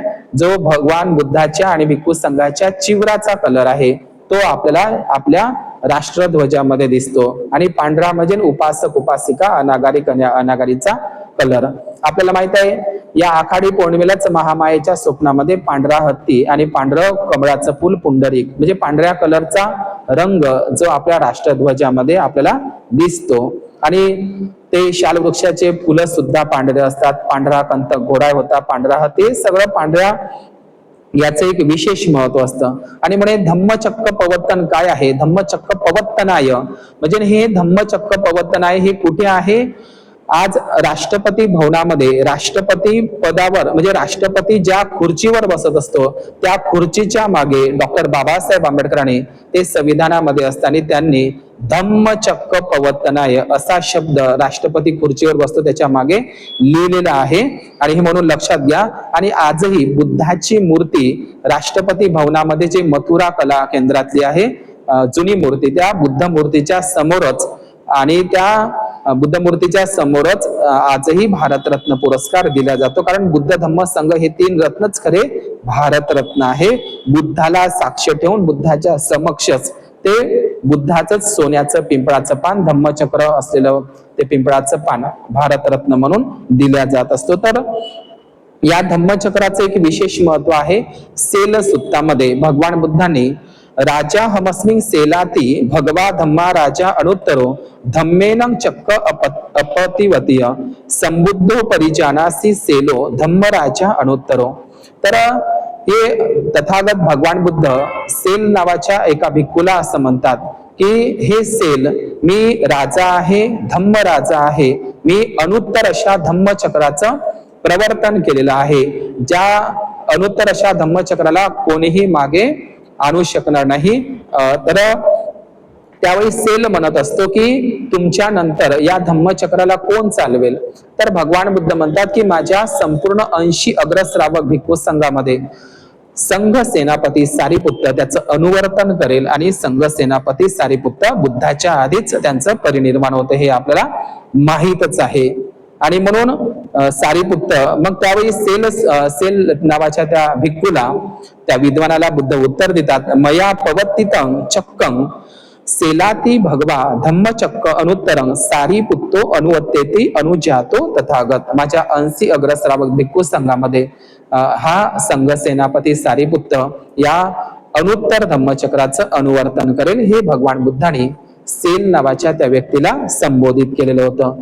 आणि म्हणून या सेल सुत्तामध्ये नरसिंह गाथामध्ये सुद्धा आपण चक्क वरंकित रत्त सुपादो म्हणजे भगवान बुद्धांच्या चक्क वरंकित म्हणजे बुद्धांच्या पदकमलांवर पावलांच्या खाली टाचांमध्ये आपल्याला धम्मचक्र आपण पाहत असतो. 32 लक्षणापैकी ते लिहून आहे नरसिंह गाथामध्ये आणि लखन सुत्तामध्ये. चक्क वरंकित रत्न सुपादो म्हणजे ज्यांच्या कमळावर श्रीपाद धम्मचक्र अंकित आहे ते 32 आहे, 24 आहे आणि कुठे कुठे 8ही दाखवलेलं आहे. हे लक्षात घ्यायचं आहे. भगवान बुद्धांच्या पावलांवर कुठे कुठे 8, 32 आणि 24 असंही दाखवलेलं आहे. कुठे कुठे मुचलिंद नागाच्या फण्या 7 फण्याचा मुचलिंद दाखवलाय आणि कुठे 5च फण्याचा दाखवलाय. पवनी भंडाऱ्याला जो मुचलिंद नागाचा शिल्प सापडलं तिथं 5च फण्याचा मुचलिंद नाग दाखवलाय, कुठे 7 आणि कुठे 5. तर अशाच पद्धतीनं हे उलट स्वस्तिक आणि सवाशी स्वास्तिक हे बुद्धांचंच आहे. अमरावतीला ते उलट स्वस्तिक म्हणत असतो. स्वस्तिक हे बौद्ध प्रतीक आहे. उलट आणि सवाशी हे दोनही बुद्धांचेच आहे, लक्षात घ्या. डाव्या उजव्या पायावर ते तुम्हाला अमरावती शिल्पकलामध्ये पायांवर फुटवेअरवर तुम्हाला पाहायला मिळेल. तर हे धम्मचक्र भगवान बुद्धांच्या पायावर सुद्धा अंकित होतं 32 लक्षणांनी युक्त. ते नरसिंह गाथामध्ये आपण पाहत असतो. आमच्या वर्धा जिल्ह्यामध्ये एक प्राचीन बौद्ध स्थळ आहे. वर्धा म्हणजे वर्धाला लागूनच आहे ते, धाम नदीच्या काठावर पवनार प्रवरपूर. तर ह्या पवनार आश्रमामध्ये मथुरा शैलीतली बुद्ध मूर्ती प्राप्त झालेली आहे, अभय मुद्रा असलेली, वर्धा जिल्ह्यातील पवनार आश्रमामध्ये. तर पवनार हे प्राचीन बौद्ध स्थळ आहे. तिथे लाल बलुआ पत्थर मधली एक बुद्ध मूर्ती अभय मुद्रा असलेली प्राप्त झालेली आहे. तर तुम्ही पवनारच्या विनोबा आश्रमामध्ये गेले तर बुद्धांच्या हातावर बारकाईनं पहा, त्याच्यावर तुम्हाला धम्मचक्र अंकित असलेलं, म्हणजे धम्मचक्र अंकित हात आहे, म्हणजे त्याच्यावर धम्मचक्र कोरलेलं आहे पवनारच्या बुद्ध मूर्तीवर. तर भगवान बुद्धांनी जे धम्मचक्र प्रवर्तन केलं, तर ही मुद्रा म्हणजेच जे आज जे मुके लोक राहतात, बहिरे राहतात, आंधळे राहतात, तर हे आपण ब्लॅक सिनेमामध्ये वगैरे पाहिलं असेल, हेलन केलरचं वगैरे आपण ऐकलेलं असेल. तर हे जे ब्रेल लिपी आहे, ब्रेल लिपी म्हणजे मुक्या लोकांना, आंधळ्या बहिऱ्या लोकांना शिकवायचं कसं, तर ह्या ब्रेल लिपीचा शोधच बुद्धांच्या धम्मचक्र प्रवर्तन मुद्रेमधून लागलेला आहे. तर ते एक मुक भाषा आहे भगवान बुद्धांची. तर ते मुक भाषावर ते जे हात वगैरे धम्मचक्र प्रवर्तन मुद्रा पहा, भगवान बुद्ध जे संभाषण करत आहे, भिक्खू संघाला समजून सांगत आहे, धम्मकथन करत आहे. तर तीच पद्धती ब्रेल लिपीमध्ये वापरण्यात आलेली आहे. धम्मचक्र प्रवर्तन बुद्धांच्या मुद्रा म्हणजे त्याही एक मेसेज आहे, त्याच्यामध्ये एक ज्ञान आहे, हे आपण लक्षात घेतलं पाहिजे. भगवान बुद्धांच्या एकूण 22 मुद्रा आहे, छोट्या मोठ्या, तशा 11 सांगतात, परंतु माझ्या वाचनानुसार 22 आहे. तर ह्या सगळ्याच मुद्रामध्ये काही ना काहीतरी भगवान बुद्धांची शिकवण आहे. म्हणजे अंजली मुद्रा, धम्मचक्र मुद्रा, ह्या खूप साऱ्या मुद्रा सांगता येईल. तर हे धम्मचक्र आणि जे अंजली मुद्रा आहे, भगवान बुद्धाने जे बोधिवृक्ष पिंपळाला हात जोडलेले आहे, तर आज जे नमस्कार करतात लोक, हात जोडतात, नमस्ते करतात, ही बुद्धाची अंजली मुद्राच आहे. जे बुद्धाने हात जोडले होते, नमस्कार पद्धती, ही अंजली मुद्रा म्हणजे दोन्ही हात जोडून नमस्कार करणे. तर ही धम्मचक्र पूजा, हे धम्मचक्र म्हणजे जे 24 आऱ्याचं धम्मचक्र, 32 आऱ्याचं धम्मचक्र, 8 आऱ्याचं धम्मचक्र, अष्टविनय चक्र, तर याची सुद्धा पूजा शिल्पकलेमध्ये तुम्हाला दिसते. मग ते साची भरव स्तूप असेल, दक्षिण भारतातला अमरावती नागार्जुन कोंडा किंवा सन्नती असेल, किंवा पौनी भंडारा, तर या स्तूपांवर तुम्हाला धम्मचक्राची पूजा करताना भिक्खू संघ तुम्हाला दिसतो. कारण या धम्मचक्रामध्ये बुद्धाचे 9, धम्माचे 6 आणि संघाचे 9, 24 गुण असतात. गुणांची पूजा म्हणून ते प्रतिमात्मक धम्मचक्राची पूजा करतात. तुम्ही अमरावतीला जर गेले तर जे आज लोक कृष्णाष्टमीच्या दिवशी जे दहीहंडी खेळत असतात बघा, दहीहंडी एकावर एक उभे होतात, एकावर एक उभे होतात आणि दोरीला मडक बांधलेलं असतं आणि मग त्या मडक्याला वरचा माणूस फोडत असतो. तर ही बौद्ध शिल्पकला आहे. म्हणजे मडक्याच्या ठिकाणी तुम्ही दक्षिण भारतामध्ये जे अमरावती आणि नागार्जुन कोंडाच्या संग्रहालयामध्ये जा, सातवाहन काळातील, त्या ठिकाणी शिल्प आहे की धम्मचक्र वर्त आहे आणि त्या धम्मचक्राला हात लावण्यासाठी जे उपासक उपासिका एकामेकाच्या खांद्यावर वर्त चढत होते आणि सर्वप्रथम कोण त्या धम्मचक्राला हात लावतं ते शिल्प तुम्हाला मोबाईल मध्ये पाहायला मिळेल. अमरावती आणि नागार्जुन कोंडा आंध्र प्रदेशातल्या, म्हणजे धम्मचक्राला हात पुरवण्यासाठी ते दहीहंडी जे परंपरा आहे, ते बुद्धिस्ट परंपरा आहे, ते शिल्पकलेमध्ये सापडतं आपल्याला. म्हणजे एकावर एक खांद्यावर उभं राहून ते धम्मचक्राला हात लावायचे, न की ते नंतर प्रतिक्रांतीच्या नंतर मडकं आलं आणि दहीहंडी आलेली आहे, ते धम्मचक्राला हात लावणे तुम्ही शिल्प पाहू शकता. तर अशा पद्धतीने ते धम्मचक्राला हात लावत होते.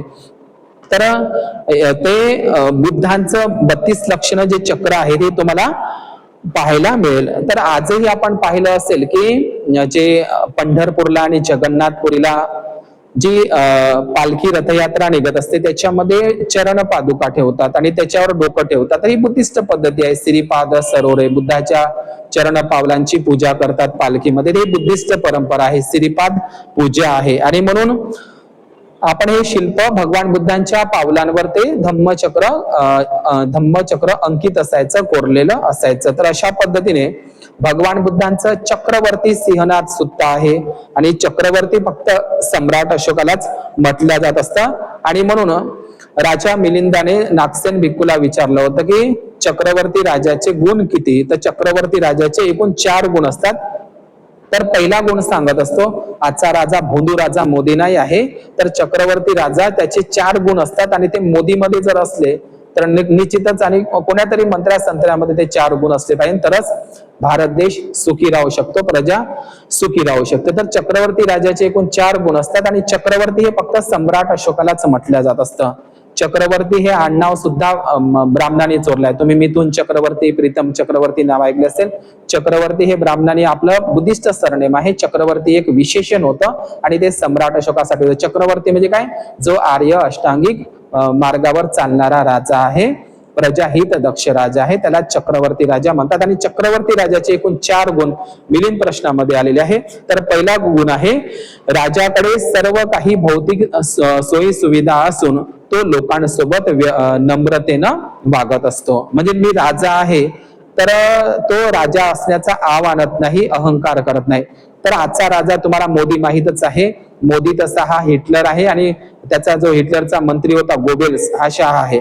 तर अशा पद्धतीनं राजाकडे सर्व काही असून, सर्व भौतिक साधनं असून, त्याच्याकडे सर्व सत्ता शासन असून सुद्धा तो प्रजेसोबत नम्रतेचा व्यवहार करतो, अहंकार करत नाही, आपल्या राजपदाचा अहंकार करत नाही. हा चक्रवर्ती राजाचा प्रथम गुण आहे. बघा किती मस्त आहे. हा गुण मोदीमध्ये दिसत नाही कारण तो हुकुमशाह आहे, हे लक्षात घेतलं पाहिजे.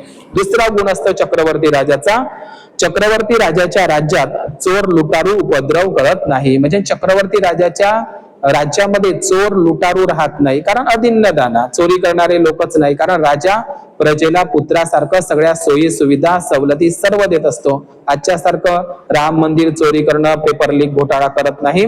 आणि म्हणून चक्रवर्ती राजाचा गुणच असतो. आणि चक्रवर्ती राजाच्या राज्यामध्ये चोरी होत नाही, लुटारू राहत नाही, डाकू राहत नाही, कोणी राहत नाही. ते पंचशिलाचं अष्टांग मार्गाचं पालन करणारे असतात.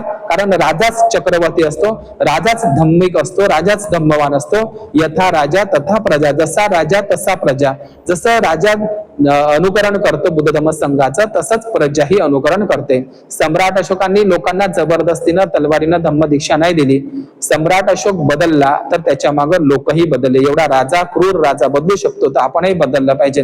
म्हणून लोकांनी सम्राट अशोकाचं अनुकरण केलेलं होतं. आणि म्हणून चक्रवर्ती राजाचा दुसरा गुण असतो, त्याच्या राज्यामध्ये चोर लुटारू राहतच नाही.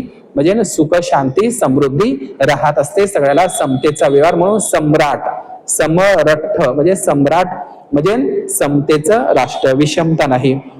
आणि चक्रवर्ती राजाचा तिसरा गुण आहे, चक्रवर्ती राजा प्रत्येक दिवसाला आपल्या महापृथ्वी तलावावरून तो फिरत असतो, लोकांचे सुख दुःख जाणून घेत असतो. कुठे सुख आहे, दुःख आहे, सगळं तो जाणून घेत असतो. त्याच्या ते ज्या काही सोयी सुविधा आहे तो पुरवण्याचं काम करत असतो. आणि चक्रवर्ती राजाचा गुणच आहे प्रजेची काळजी करणं, प्रजेला पुत्रासारखं लेखणं आणि प्रजेला काही आज येऊ नये म्हणून त्याच्या प्रत्येक सुखदुःखाची काळजी घेतो. अन्न, वस्त्र, निवारा, आरोग्य आणि शिक्षण सर्व प्रकारची काळजी घेणारा असतो. आणि आजचा मोदी पाहिलेला आहे, आपल्याला तो काळजी घेताना दिसत नाही, कसा डकेट आहे तो. आणि स्वतः त्याचे मुलं सगळे विदेशामध्ये शिकत आहे. आणि काही मनुवादी विचाराचे लोक, तेही लोक मनुवादी, त्यांच्यामधल्या संवेदना, करुणा हरपलेली आहे. म्हणून उपासक उपासिकांमध्ये करुणा नावाचा गुण असला पाहिजे. ज्यांच्याकडे करुणा नसेल तो उपासक उपासिकाच नाही. म्हणून आपला मुलगा तसा दुसऱ्याचा मुलगा, सत्यासाठी रस्त्यावर उतरा. आणि म्हणून चक्रवर्ती राजाचा गुण असतो तो आपल्या नगरामध्ये सगळं व्यवस्थित चाललं आहे किंवा नाही याच्या संदर्भात तो शहानिशा करत असतो आणि ते सगळं दुरुस्त करत असतो आणि तशी व्यवस्था राखत असतो. आणि चक्रवर्ती राजाचा चौथा गुण सांगितलाय नागसेन बनतेजीने, चक्रवर्ती राजाची आतून बाहेरून चांगली कडक सुरक्षा बंदोबस्त असते. म्हणजे तो आपल्या राज्याची चांगली पद्धतीनं पहारा करत असतो, बंदोबस्त करत असतो आणि स्वतःचाही त्याचा चांगला बंदोबस्त असतो. आणि म्हणून राजा भवतो धम्मिको, राजा जर धम्मिक असेल, धम्मवान असेल तर प्रजा सुद्धा धम्मवान राहत असतील. यथा राजा तथा प्रजा, जशी प्रजा तशी राजा असू शकते. तर आजचा राजा मोदी तुम्हाला माहितच आहे, हा हिटलर पाखंडी भोंदू हा राजा आहे, तुम्हाला माहितच आहे. वोट चोरी, राम मंदिर घोटाळा चोरी, पेपर चोरी आणि ते ईव्हीएम मशीन चोरी हा मशिनीमधूनच जन्म घेतलेला आहे. त्यांना हिंदू राष्ट्राच्या नावाखाली ब्राह्मण राष्ट्र निर्माण करायचं आहे आणि संविधान बदलवून मनुस्मृती काळा कायदा लावायचा आहे आणि पुन्हा या भारत देशाला गुलाम करायचा आहे. म्हणून बाबासाहेबांनी म्हटलं होतं की या भारतातील लोक देशापेक्षा राजकीय पक्षाला, व्यक्तीला, नेत्याला, जातीला, धर्माला जर महत्व देतील तर भारत देश पुन्हा पारतंत्र्यात गेल्याशिवाय राहणार नाही, स्वातंत्र्य गमावून बसेल. म्हणून देश मोठा की व्यक्ती मोठा, तर बाबासाहेबांनी सांगितलंय देशापेक्षा व्यक्तीपेक्षा देश मोठा आहे, देश मोठा आहे व्यक्तीपेक्षा. परंतु व्यक्तिपूजक झालेले आहे. मोदीची व्यक्तिपूजा करतात लोक. राजकीय पक्षाचे गुलाम तलवे चाटू बनू नका आणि गोडासाठी उष्ट खाऊ नका. अन्यायाविरुद्ध म्हणजे बंड करून उठा. गुलामाला त्याच्या गुलामीची जाणीव करून द्या, म्हणजे तो बंड करून उठेल. गुलामांचा आणि गुलाम करणाऱ्यांचा धर्म एक नसतो, हे लक्षात घेतलं पाहिजे आपण. आणि म्हणून पेपर जे म्हणजे हा पेपर लीक झाला तर ही चोरी झाली, तर उद्या जाऊन बोगस हत्यारे खुनी डॉक्टर जन्माला येतील. आणि म्हणून हे साधी गोष्ट नाही. म्हणून चोरीचं किती भगवान बुद्धांनी पंचशिलामध्ये सांगितलं आहे आणि असते भारतामध्ये चालू आहे. तर हे जे जेव्हा चक्रवर्ती अशोकासारखं राज्य येईल तेव्हा स्वर्णिम भारत आणि सोन्याची लंका निर्माण होईल, बुद्ध धम्ममय भारत. आणि म्हणून आजचा राजा हा धमिष्ठ राजा नाही, हा पाखंडी भोंदू राजा आहे, मनुवादी राजा, हे लक्षात घेतलं पाहिजे. आमचा खरा राजा होता महान सम्राट अशोक, महान सम्राट हर्षवर्धन, कनिष्क, मिलिंद राजा. आमचा राजा सातवाहन राजे आणि कुबिले खान सारखा धम्मवान राजा, देवानाम पियतिस्स सारखा श्रीलंकेचा राजा, असे महान राजे हे धम्मिक राजे होते. म्हणून त्यांच्या राज्यामध्ये सुख, शांती, समृद्धी नांदत होती. म्हणून असा सम्राट अशोकाचा अखंड जम्बूद्वीप भारत, असा धम्म राज्य, असं प्रबुद्ध भारत बाबासाहेबाला निर्माण करायचं होतं. स्वातंत्र्य, समता, बंधुता, न्याय याच्या चतुर्सूत्रीवर आधारित हे प्रबुद्ध भारत धम्म राज्य निर्माण करणे, हेच बाबासाहेबांनी होतं. आणि म्हणून बाबासाहेबांनी सांगितलं की जोपर्यंत हे धम्मराज्य प्रबुद्ध भारत निर्माण येणार नाही तोपर्यंत भारत कधीही महासत्ता बनू शकणार नाही. मंदिराकडे जाणाऱ्या रांगा, बाबासाहेब म्हणतात मंदिराकडे जाणाऱ्या रांगा जर वाचनालयाकडे जायला लागतील तर भारत देश जगात महासत्ता बनेल. मंदिरात जर देव असता तर मंदिराबाहेर भीक मागण्याची वेळ कोणावरही आली नसती. आणि या खोट्या देवाला खोट्या देवावर विश्वास ठेवून मी त्याला पूजत बसलो असतो तर नक्कीच माझ्या समाजाला भीक मागण्याची वेळ आली असती.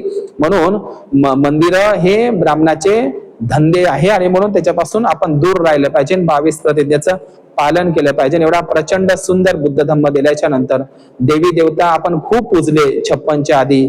33 कोटी मधला एकही पावला नाही, धावला नाही, मंदिरातही उभं केलं नाही. देवही पाठवत होता. आता तुम्हाला ते मंदिरात येऊ देता, आता कशाला जाता, आपण बुद्ध विहाराकडेच गेलं पाहिजे, हे लक्षात घेतलं पाहिजे. म्हणून आपल्या 33 कोटी कडील जाणारे पाय बाबासाहेबांनी बुद्ध विहाराकडे वळवलेले आहे, दीक्षाभूमीकडे वळवलेले आहे. आपण कशाला ते अंधारातून अंधाराकडे चाललेले आहे. बाबासाहेबांनी बुद्धाच्या प्रकाशात आणलं तर प्रकाशातून पुन्हा म्हणजे अंधारातून उजेडात आणलं. बाबासाहेबांनी आपल्याला बुद्ध धम्माकडे आणलं तर पुन्हा या प्रकाशाकडून आपण पुन्हा अंधाराकडून अंधाराकडे कशाला जाता हे आपण लक्षात घेतलं पाहिजे. आणि म्हणून हे धम्मचक्र बाबासाहेब जे बुद्धाने गतिमान केलेलं होतं. तर हे अष्टचक्र काय आहे, तर अष्टचक्र ज्याला अष्टविनाय म्हणजे भगवान बुद्धाने जे विनय दिले होते या जगाला, जे पंचशील हे एक विनयच आहे, अष्टशील हे एक विनयच आहे, दशशील हे एक विनयच आहे, 227 एक विनयच आहे. विनय म्हणजे काय तर नियम, शील. तर हे अष्टचक्र म्हणजे काय तर जे आर्य अष्टांगिक मार्ग आहे, म्हणून त्याला 8 आर्याचं चक्र, हे तुम्हाला याला अष्टविनय चक्र म्हटलं तरी चालेल, 8 आर्याचं धम्मचक्र. तर जगप्रसिद्ध जे कोणार्क सूर्य मंदिर आहे, जे कोणार्क सूर्य मंदिर जे वज्रयान तंत्रयान बुद्धिस्ट विहार आहे, कोणागमन कोणार्क जगप्रसिद्ध सूर्य मंदिर, त्याच्यावर 24 चक्र आहे, 24 चाका आहे. तर ते 24 चाकांवर तुम्हाला अष्टचक्र दिसेल, 8 आर्याचं चक्र दिसेल, जे बुद्धाचा आर्य अष्टांगिक मार्गाचं प्रतिनिधित्व करत असते. आणि ते 10 रुपयाच्या नोटवर सुद्धा तुम्हाला आर्य अष्टांगिक चक्र दिसेल. ते कोणार्क सूर्य मंदिर सुद्धा प्राचीन वज्रयान बुद्ध विहार आहे, नरसिंहदेव राजानं. आणि तिथे कोणार्क त्या महाविहारापाशी महामाया मंदिरही आहे बुद्धाच्या आईचं.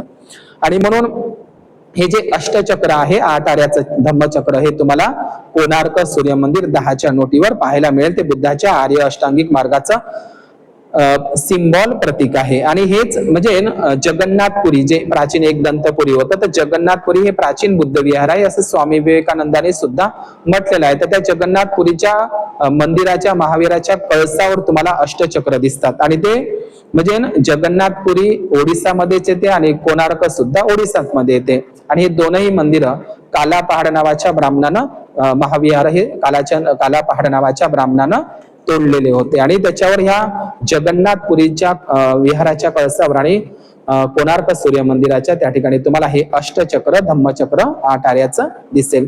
आणि बुद्धांच्या पावलांवर सुद्धा हे अष्टचक्र आपल्याला पाहायला मिळतं.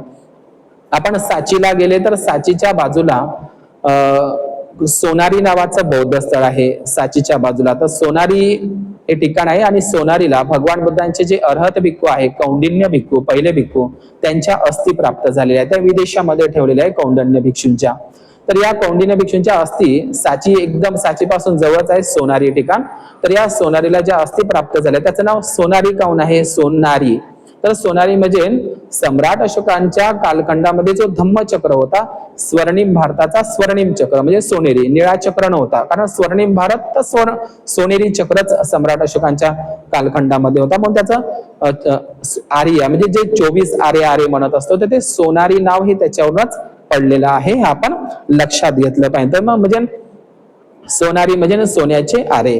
तर 8 आऱ्याचं सोन्याच्या आऱ्याचं आणि सोन्याचे 24 आरे आणि सोन्याचे 32 आरे असे ते 32, 8 आणि 24 आऱ्याचं चक्र म्हणजे तिल्ली ते होतं. आणि म्हणून ते सोनारी म्हणजे स्वर्णिम भारताची ते ओळख आहे लक्षात घेतलं पाहिजे.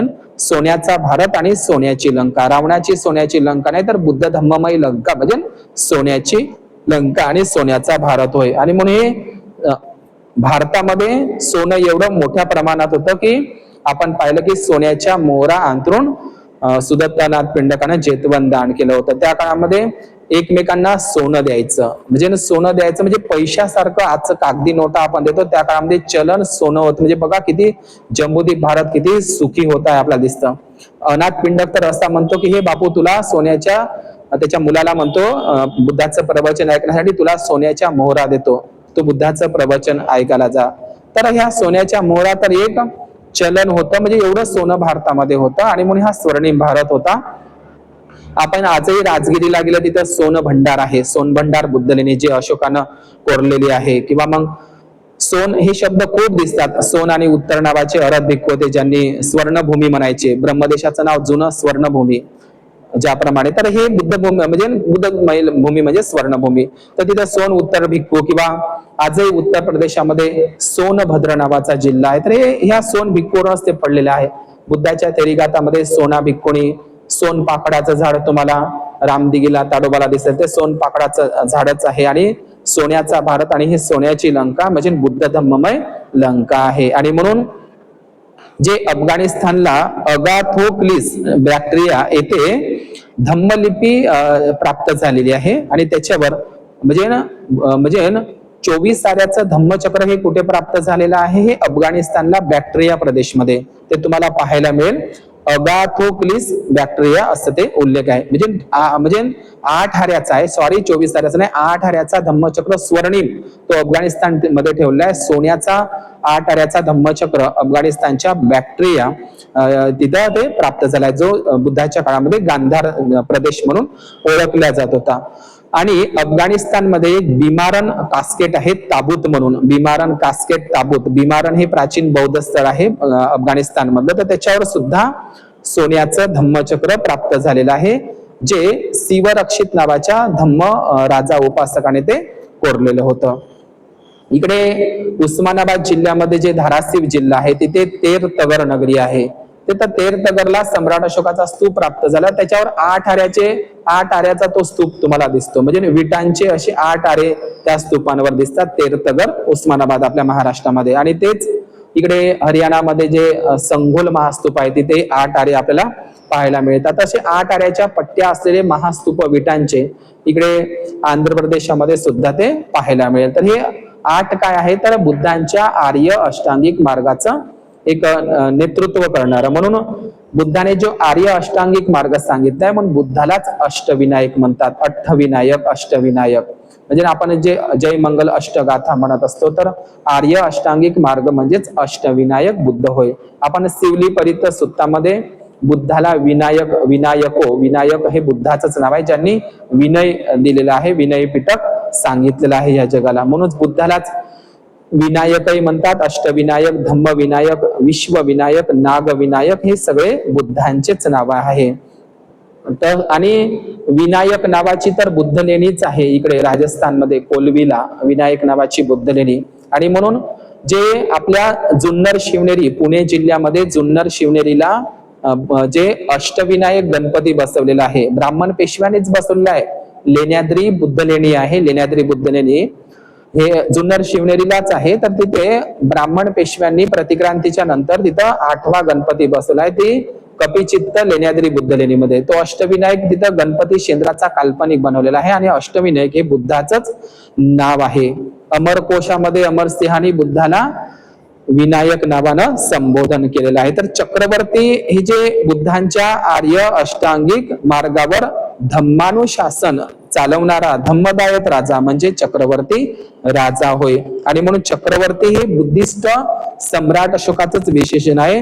म्हणून सम्राट अशोकांनी धम्म विजय मोक्ष विजय आहे, म्हणजे धम्म विजय हा माझ्या जीवनातला मुख्य प्रमुख विजय आहे. आजपर्यंत मी राज्यात विजयामध्ये प्राप्त करत होतो, राज्य जिंकत होतो, परंतु धम्म विजय माझ्या जीवनातला मुख्य विजय आहे, प्रमुख विजय आहे असं बुद्ध म्हणतात. तर जे नागसेन भंतेजीने म्हटलेलं आहे, राजा मिलिंदानं म्हटलंय की कोणत्या व्यक्तींच्या अस्थींवर स्तूप निर्माण होतात, तर भगवान बुद्ध राजाने सांगितलं होतं की जे चक्रवर्ती धम्मदायक राजे असतात, जे धम्माचं शासन चालवतात, धम्मानुशासन चालवतात, अशा धम्मराजांच्या अस्थींवर चैत्य स्तूप बांधली जातात. आणि चक्रवर्ती सम्राट अशोकाचा असा स्तूप, त्यांच्या शारीरिक धातूचा स्तूप तक्षशिलाला बांधला होता असा उल्लेख आढळतो. तर धम्म चक्रवर्ती जे राजे असतात अशोकासारखे, त्यांच्या अस्थींवर स्तूप, चैत्यस्तूप निर्माण केल्या जात असतो, इतकं महत्व असतं.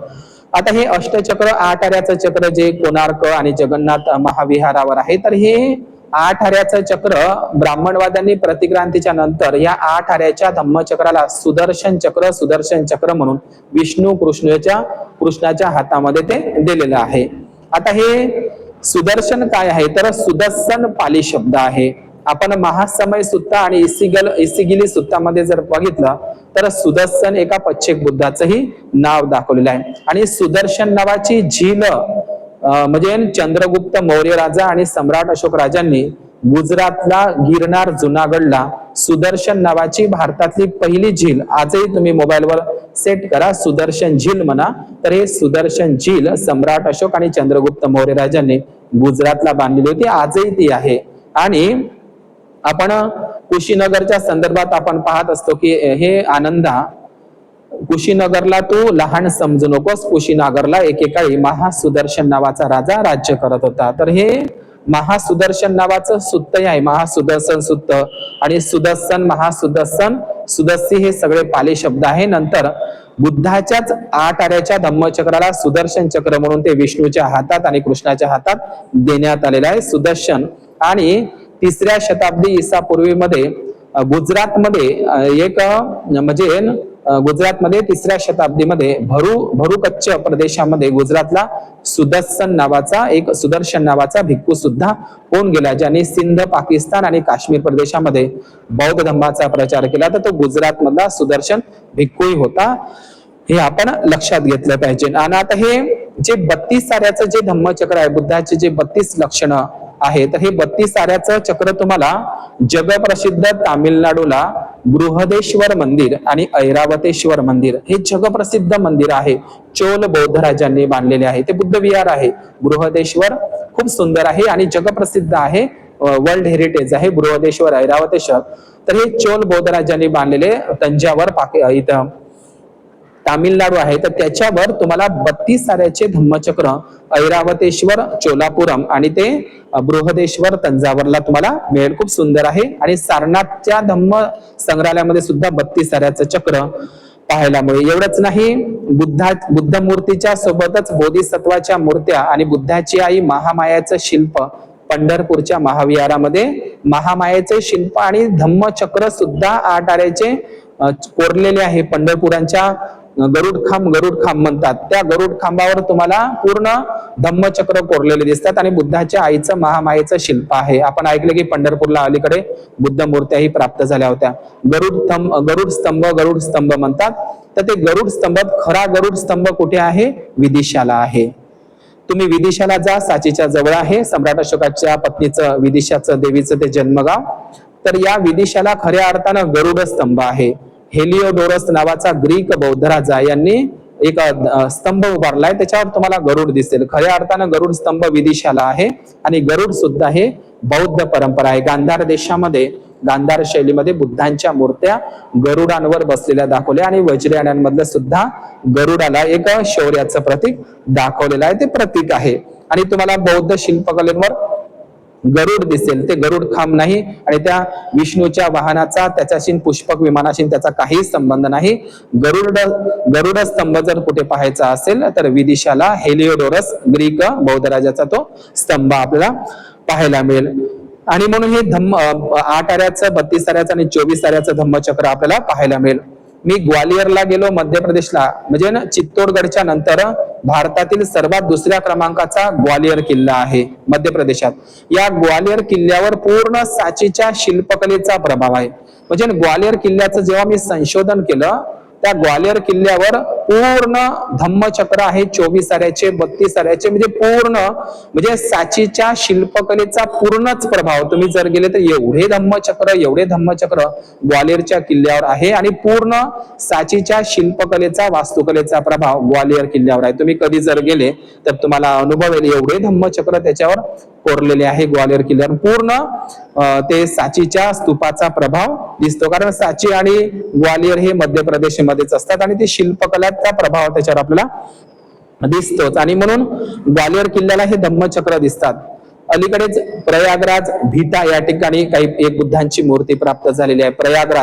पयाग हा शब्द पाली आहे, योगीनं नाव ठेवलेलं नाही. पयाग हे महासमय सुत्तामध्ये आणि सिगल सुत्तामध्ये पयाग हा शब्द आलेला आहे. पयाग म्हणजेच प्रयाग. तर हे प्रयागराज बुद्धिस्ट स्थळ आहे, तिथेही अशोक स्तंभ आहे. तर हे या ठिकाणीच ते धम्ममेळा भरवत होते सम्राट अशोक. नंतर आता ते कुंभमेळा आला ब्राह्मणाचा. तर त्या ठिकाणी भीटा नावाचं ठिकाण आहे प्रयागराजला, तिथं बुद्धाची मूर्ती प्राप्त झालेली आहे. अलीकडे त्याच्यावर धम्मचक्र आणि हरण कोरलेले आहे. आणि त्याच पद्धतीने अजिंठा असेल, वेरूळ असेल, कारले भाजे असेल आणि घारापूर, या सगळ्या याच्यामध्ये तुम्हाला भारतातल्या आणि महाराष्ट्रातल्या सर्व बौद्ध लेण्यांमध्ये तुम्हाला धम्मचक्र 8 आऱ्याचं 24 आऱ्याचं 32 आऱ्याचं आपल्याला पाहायला मिळेल. आणि ते आपल्याला आणि साचीच्या जवळ ज्या उदयगिरी बुद्ध लेणी आहे गुप्त काळातल्या, तिथे सुद्धा तुम्हाला बोधिसत्वाच्या हातात 32 आऱ्याचं धम्मचक्र पाहायला मिळेल. आणि अशा पद्धतीनं हे बौद्ध राष्ट्रामध्ये धम्मचक्राला खूप एक महत्व आहे.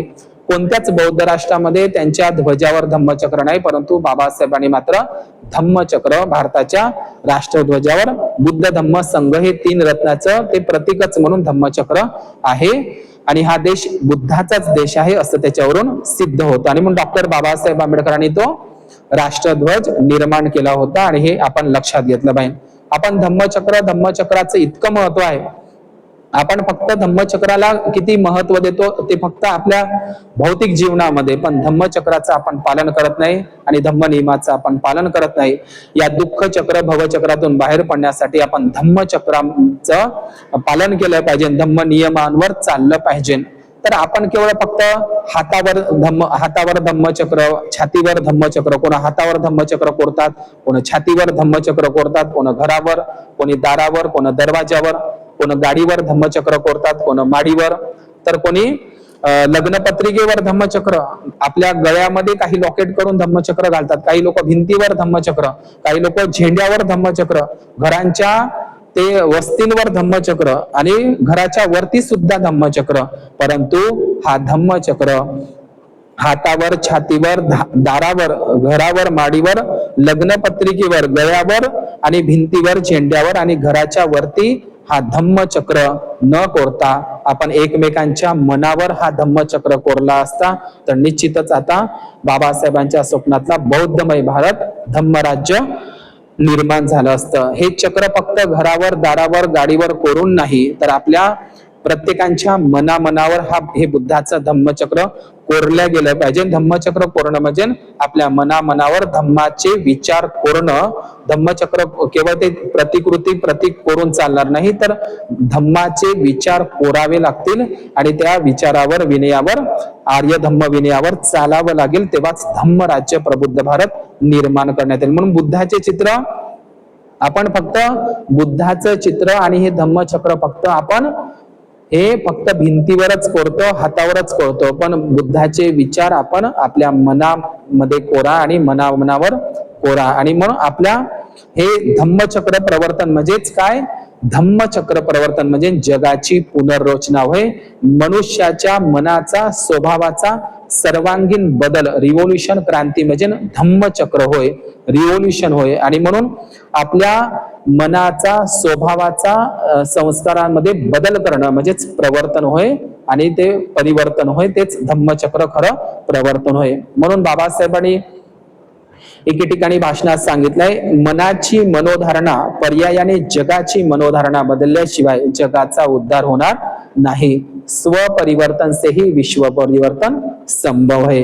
बदला नहीं लेना किसी से, बदल के हमको दिखाना है. आणि म्हणून जो जगाला जिंकतो, जो स्वतःला जिंकतो, मनाला जिंकतो, तो जगाला जिंकत असतो. आणि तोच युद्ध जिंकणारा, हजारो युद्ध जिंकणारा परमवीर नाही तर जो स्वतःला जिंकतो तोच खरा या जगातला परमवीर आहे. आणि म्हणून भगवान बुद्धाला जितेंद्रिय म्हणतात, ज्यांनी आपल्या इंद्रियाला जिंकलेलं आहे, इंद्रियांवर विजय प्राप्त केलेला आहे.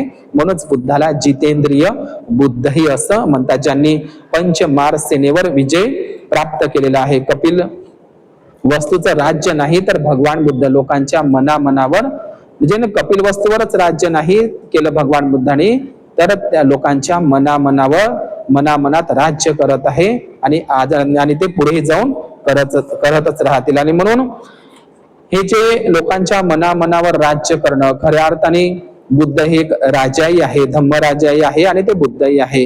म्हणजे जे म्हणतात की ते सम्राट बनेल, राजा बनेल, तर बुद्ध एक राजा आहे. आणि त्यांनी आजही ते लोक राजाचं काम काय असतं? राज्य जिंकणं. पण बुद्धाने लोकांची मन जिंकली, जगाला जिंकलं. आणि म्हणूनच म्हटलेलं आहे, हाती न घेता तलवार, बुद्ध राज्य करी जगावर. हाती न घेता. म्हणून हे धम्मचक्र अत्यंत महत्वाचं आहे आपल्या जीवनामध्ये. या धम्मचक्राला धारण करा, धम्माचं आचरण करा, धम्माचं पालन करा. बुद्धाचा धम्म आचरणशील धम्म आहे.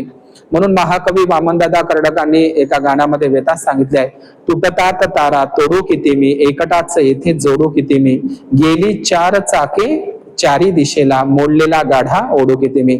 धम्मरथाची चार चाकं आहे, भिक्खुनी पुढचे दोन चाकं आणि उपासक उपासिकांनी मागचे दोन चाकं. मग हे चारही चाकं जर चार दिशेला जात असेल तर बिना चाकाचा धम्मरथ होणं किती कठीण काम आहे. पुन्हा आज आपल्या समाजाचे भिक्खुनी आणि उपासक उपासिका हे धम्मरथाची चारही चाकं जर एकत्रित त्या धम्मरथाला ओढत असेल तर बुद्धाचा धम्मरथ पुढे जाईल. म्हणून हे अष्टचक्र नंतर ह्या 8 आऱ्याच्या धम्मचक्राला सुदर्शन चक्र म्हणून ब्राह्मणाने ते कृष्णाच्या आणि विष्णूच्या हातात दिलं आणि ते महाभारतामध्ये गळा कापाचा चक्र बनवलं. बघा, म्हणजे बुद्धाचं जे अष्टचक्र धम्मचक्र आहे 8 आऱ्याचं, त्याला सुदर्शन चक्र म्हणून ब्राह्मणाने ते विष्णू कृष्णाच्या हातात दिलं आणि ते लढाईमध्ये गळा कापायचं ते चक्र बनवलेलं आहे. म्हणजे गळा कापायचं चक्र, जीव घ्यायचं चक्र, आणि बुद्धाचं धम्मचक्र जीव वाचवण्याचं चक्र. आणि ते गळा कापाचं चक्र म्हणजे युद्ध करण्याचं चक्र, पण बुद्धाचं युद्ध थांबवण्याचं धम्मचक्र. बघा, हे बुद्धाच्याच धम्मचक्राला ब्राह्मणवाद्यांनी सुदर्शन चक्र केलेलं आहे. आणि म्हणून लक्षात घ्या, मनुष्य मारायचं चक्र त्यांनी ते धम्मचक्राला सुदर्शन चक्र म्हणून केलेलं आहे आणि गळा कापायचं चक्र. परंतु बुद्धाने या जगाचे जीव नाही घेतले. बुद्धाच्या धम्मचक्र हा जीव घेत नाही तर जीव वाचवतो. युद्ध करत नाही ते चक्र, तर ते युद्ध थांबवत असतो. आणि म्हणून चक्राचे प्रकारही बौद्ध धम्मामध्ये सांगितलेले आहे.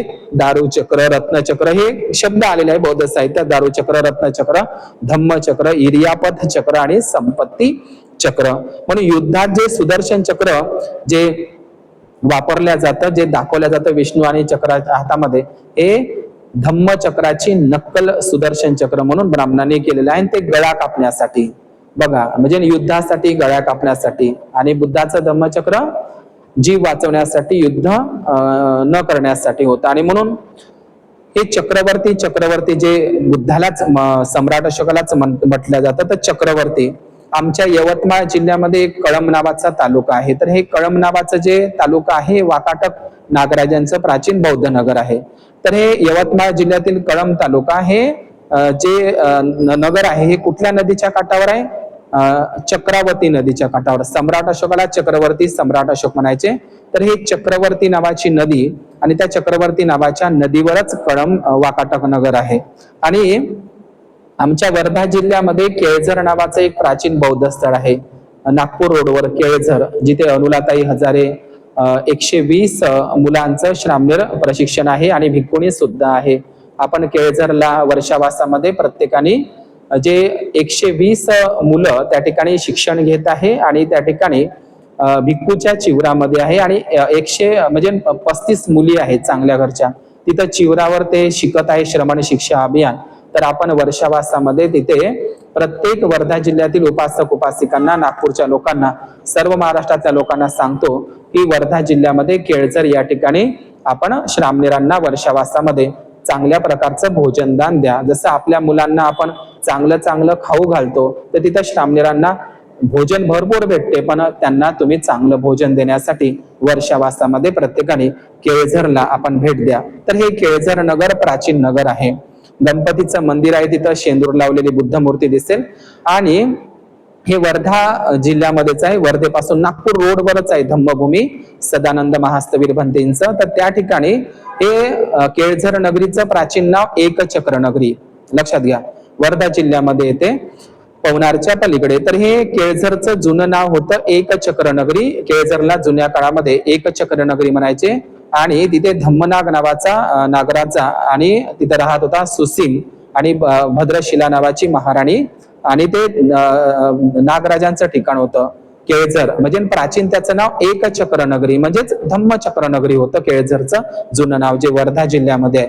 वर्धा म्हणजे काय, तर भगवान बुद्धांच्या जी मुद्रा आहे, वरद मुद्रा, म्हणून त्यालाच वर्धा मुद्रा म्हणतात. तर हे त्याच्यावरच पाली शब्दावरच ते वर्धा नाव पडलेलं आहे. तर हे चक्रवर्ती नदीची जी कळंबला आहे, तर हे चक्रवर्ती सम्राट अशोकांच्या ज्याच्यावरून नाव पडलेलं आहे. आजही आपण मराठवाड्यामध्ये गेलं, बीड शहर, हे बीड शहर आपल्याला कुठे दिसतं? बिंदुसरा नदीच्या काठावर आहे बीड शहर. मी तिथे वर्षावासही केलाय बीडला.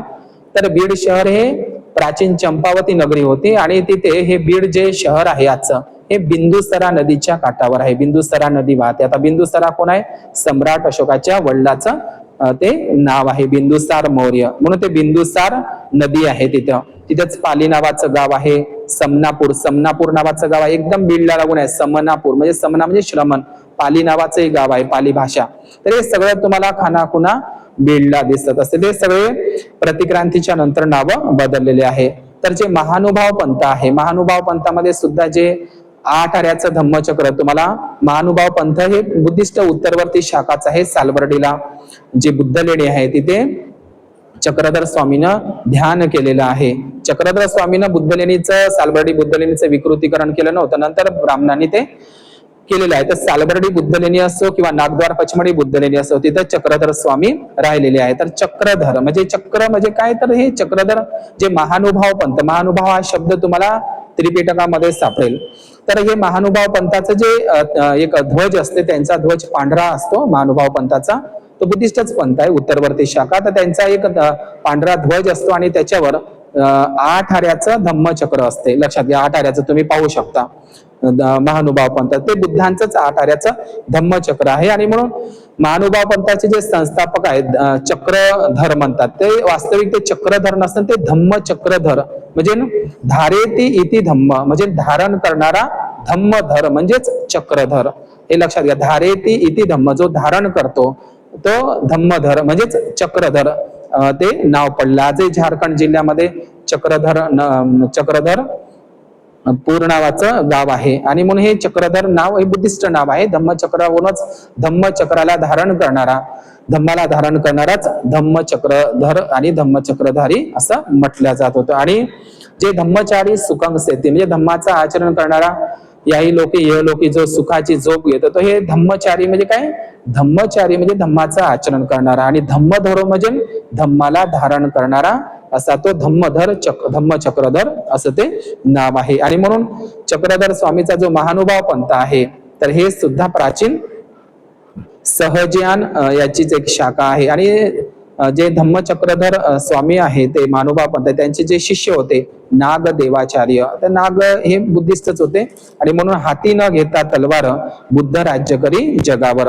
आणि म्हणून आपण ह्याच्यात हे बुद्धाने जे धम्मचक्र गतिमान केलेलं आहे, बुद्धाच्या नंतर कोणीही करू शकत नाही, लक्षात घेतलं पाहिजे. आणि ते अद्वितीय असं धम्मचक्र आहे आणि 2500 वर्षापेक्षा जास्त वर्ष झाले, म्हणून तुझेच धम्मचक्र हे फिरे जगावरी असं जे म्हटलं जातं. बुद्धाचं हे धम्मचक्र संपूर्ण जगामध्ये हे धम्मचक्र फिरत आहे, म्हणजे धम्माचे विचार फिरत आहे, नांदत आहे या जगामध्ये. आणि म्हणून धम्मचक्रधारी बना, धम्मचारी बना, धम्माला धारण करणारे बना, धम्माचं आचरण करणारे बना, आचरणशील धम्माचं आहे. धम्म कायेन पसती, धम्म हा आपल्या व्यवहारात जगण्यात दिसू द्या. म्हणून या दुःख चक्रातून, या भवचक्रातून बाहेर पडण्यासाठी या धम्मचक्राला धारण करा, धम्माला धारण करा, हे भगवान बुद्धांचं कथन आहे. आणि म्हणून आज माणूस कोणाच्या चक्रामध्ये पडलेला आहे, तो धम्मचक्राला धारण न करता, धम्माला धारण न करता आजचा माणूस कर्मकांडाच्या चक्रामध्ये, देवधर्माच्या चक्रामध्ये, चमत्काराच्या, म्हणजे या दुःख चक्रातून, भवचक्रातून बाहेर पडण्यासाठी जे शील व्रत परामाश, म्हणजे काही लोक कर्मकांड पूजापाती करणं यालाच जे मानतात ते मनाची शुद्धीचे साधनं, तर हे 5 संयोजन 10 संयोजन बंधनातून मुक्त व्हा आणि बुद्ध धम्म संघावर निष्ठा ठेवा. म्हणून या कर्मकांडाच्या चक्रातून, देवाधर्माच्या चक्रातून, चमत्काराच्या, बुवाबाजीच्या, अंधश्रद्धेच्या, अंधविश्वासाच्या, चमत्काराच्या, धाग्या दोऱ्याच्या, जादू टोण्याच्या आणि या 33 राशी भविष्याच्या, बुवाबाबाच्या, नाही तर घसला धुवून ते काय म्हणतात, घुसला घराघरात भोंदू बाबा अशोक करात, तर ह्या म्हणजे कर्मकांडाच्या चक्रातून, या देवाधर्माच्या चक्रातून, चमत्काराच्या, अंधश्रद्धेच्या, अंधविश्वासाच्या, कर्मकांडाच्या, राशी भविष्याच्या, ग्रह नक्षत्रांच्या, धाग्या दोऱ्याच्या, जादू टोण्याच्या आणि 33 कोटी देवांच्या मीपणाच्या, 10 संयोजन बंधनाच्या, मार सेनेच्या, या तृष्णेच्या, मीपणाच्या, अहंकारपणाच्या अशा दुःख चक्रातून, या मार चक्रातून, या मार सेनेतून, या भवचक्रातून बाहेर पडा आणि या काल्पनिक चक्रव्यूहातून बाहेर पडा. काही भलत्या चक्रामध्ये आहे, तुम्हाला माहितच आहे. जे तरुण मुलं असतील, मुली असतील, त्यांनी कोणत्याही चक्रामध्ये पडू नका. आपण चांगला अभ्यास करा, आपल्या योग्य वयामध्ये आपण खूप मेहनत करून, कष्टानं, जिद्दीनं अभ्यास करा. सध्या तुमचा चक्करमध्ये पडण्याची गरज नाही. आणि म्हणून आपण आपल्या मनावर संपूर्णपणे ताबा ठेवा आणि दृढ निश्चयानं अभ्यास करा. आणि म्हणून या सर्व देवाधर्माच्या 33 कोटी देवी देवतांच्या चक्रामधून बाहेर पडा आणि धम्मचक्रधारी बना, हे मला आजच्या याच्यातून सांगायचं आहे. आणि हे निब्बाण परम सुख, त्याचा या जिवंतपणीच याची डोळा पहा, आपल्या या निब्बाणाचा जिवंतपणी सोळा पहा. आणि म्हणून हे निब्बाणाचं परम सुख प्राप्त करण्यासाठी हे धम्मचक्रधारी बना, धम्म धारण करा, धम्माचं आचरण करा. आणि धम्म कायेन पसती, धम्म आपल्या जगण्यात, व्यवहारात दिसू द्या, आचरणात दिसू द्या. धम्म धारण करण्याची गोष्ट आहे, हे लक्षात असू द्या. आणि म्हणून या वर्षावासामध्ये आपली बुद्ध धम्म संघावर विचिकित्सा करू नका, शंका घेऊ नका, संदेह करू नका. बुद्ध धम्म संघावर दृढ श्रद्धा असू द्या, आपली बुद्ध धम्म संघावर निष्ठा असू द्या. आणि बुद्ध धम्म संघ हेच माझे एकमेव आधार आहे. यांनी माझं मंगल जय मंगल होणार आहे. बुद्धं जीवित पर्यंत, धम्मं जीवित पर्यंत, संघं जीवित पर्यंत शरणं गच्छामि. जीवित पर्यंत म्हणजे जिवंत असेपर्यंत बुद्ध धम्म संघाचं अनुसरण करा, अनुकरण करा, अनुसरा शिकवण बुद्धाची. तर हे आषाढी पौर्णिमेच्या आणि या आखाडी पौर्णिमा म्हणजेच धम्मचक्र प्रवर्तन दिनाच्या सर्वांना शुभेच्छा, मंगलकामना करतो. धम्मचक्र गतिमान म्हणून हे पंचशील गिरवा, धम्मचक्र फिरवा. या आखाडी पौर्णिमेच्या धम्मचक्र प्रवर्तन दिनाच्या मंगलकामना, मंगल मैत्री, जय भीम, क्रांतिकारी जय भीम आणि सर्वांना हे पंचशील गिरवा, धम्मचक्र फिरवा, तुझेच धम्मचक्र हे फिरे जगावरी. भवतु सब्ब मंगल, भवतु सब्ब मंगल. बुद्ध धम्म संघ या त्रिरत्नाच्या प्रभावाने आपल्या परिवाराचं, सर्व मनुष्य मात्राचं खूप मंगल हो, जय मंगल हो. आपण दररोज बुद्ध विहारामध्ये वर्षावासाला, ग्रंथ पठणाला जा आणि सोबतच केळझरला त्या ठिकाणी वर्षावासामध्ये प्रत्येक विहारामधून एक एक भोजन आपण सर्वांनी केळझरच्या श्रामलीलाला दान करा. सामूहिक पद्धतीने आपण भोजन दान करा. आणि येणाऱ्या 23 सप्टेंबरला आपण सर्वांनी बडोद्याला संकल्पभूमीला चलायचं आहे. 23 सप्टेंबरला खूप मोठा कार्यक्रम असतो गुजरातच्या बडोद्याला, जिथे बाबासाहेबांनी 11 दिवस नौकरी केली होती. संकल्पभूमी बडोदा 23 सप्टेंबर. सर्व उपासक उपासिकांनी आवाहन करतो की आपण केळझरच्या श्रामनेरांना त्या ठिकाणी वर्षावासामध्ये भोजन द्या आणि यासोबतच आपण 23 सप्टेंबरला संकल्पभूमी बडोद्याला सुद्धा संकल्प दिवसाला चलाल, अशी मी सगळ्यांना आवाहन करतो. या ठिकाणी थांबतो. भवतु सब्ब मंगल, भवतु सब्ब मंगल.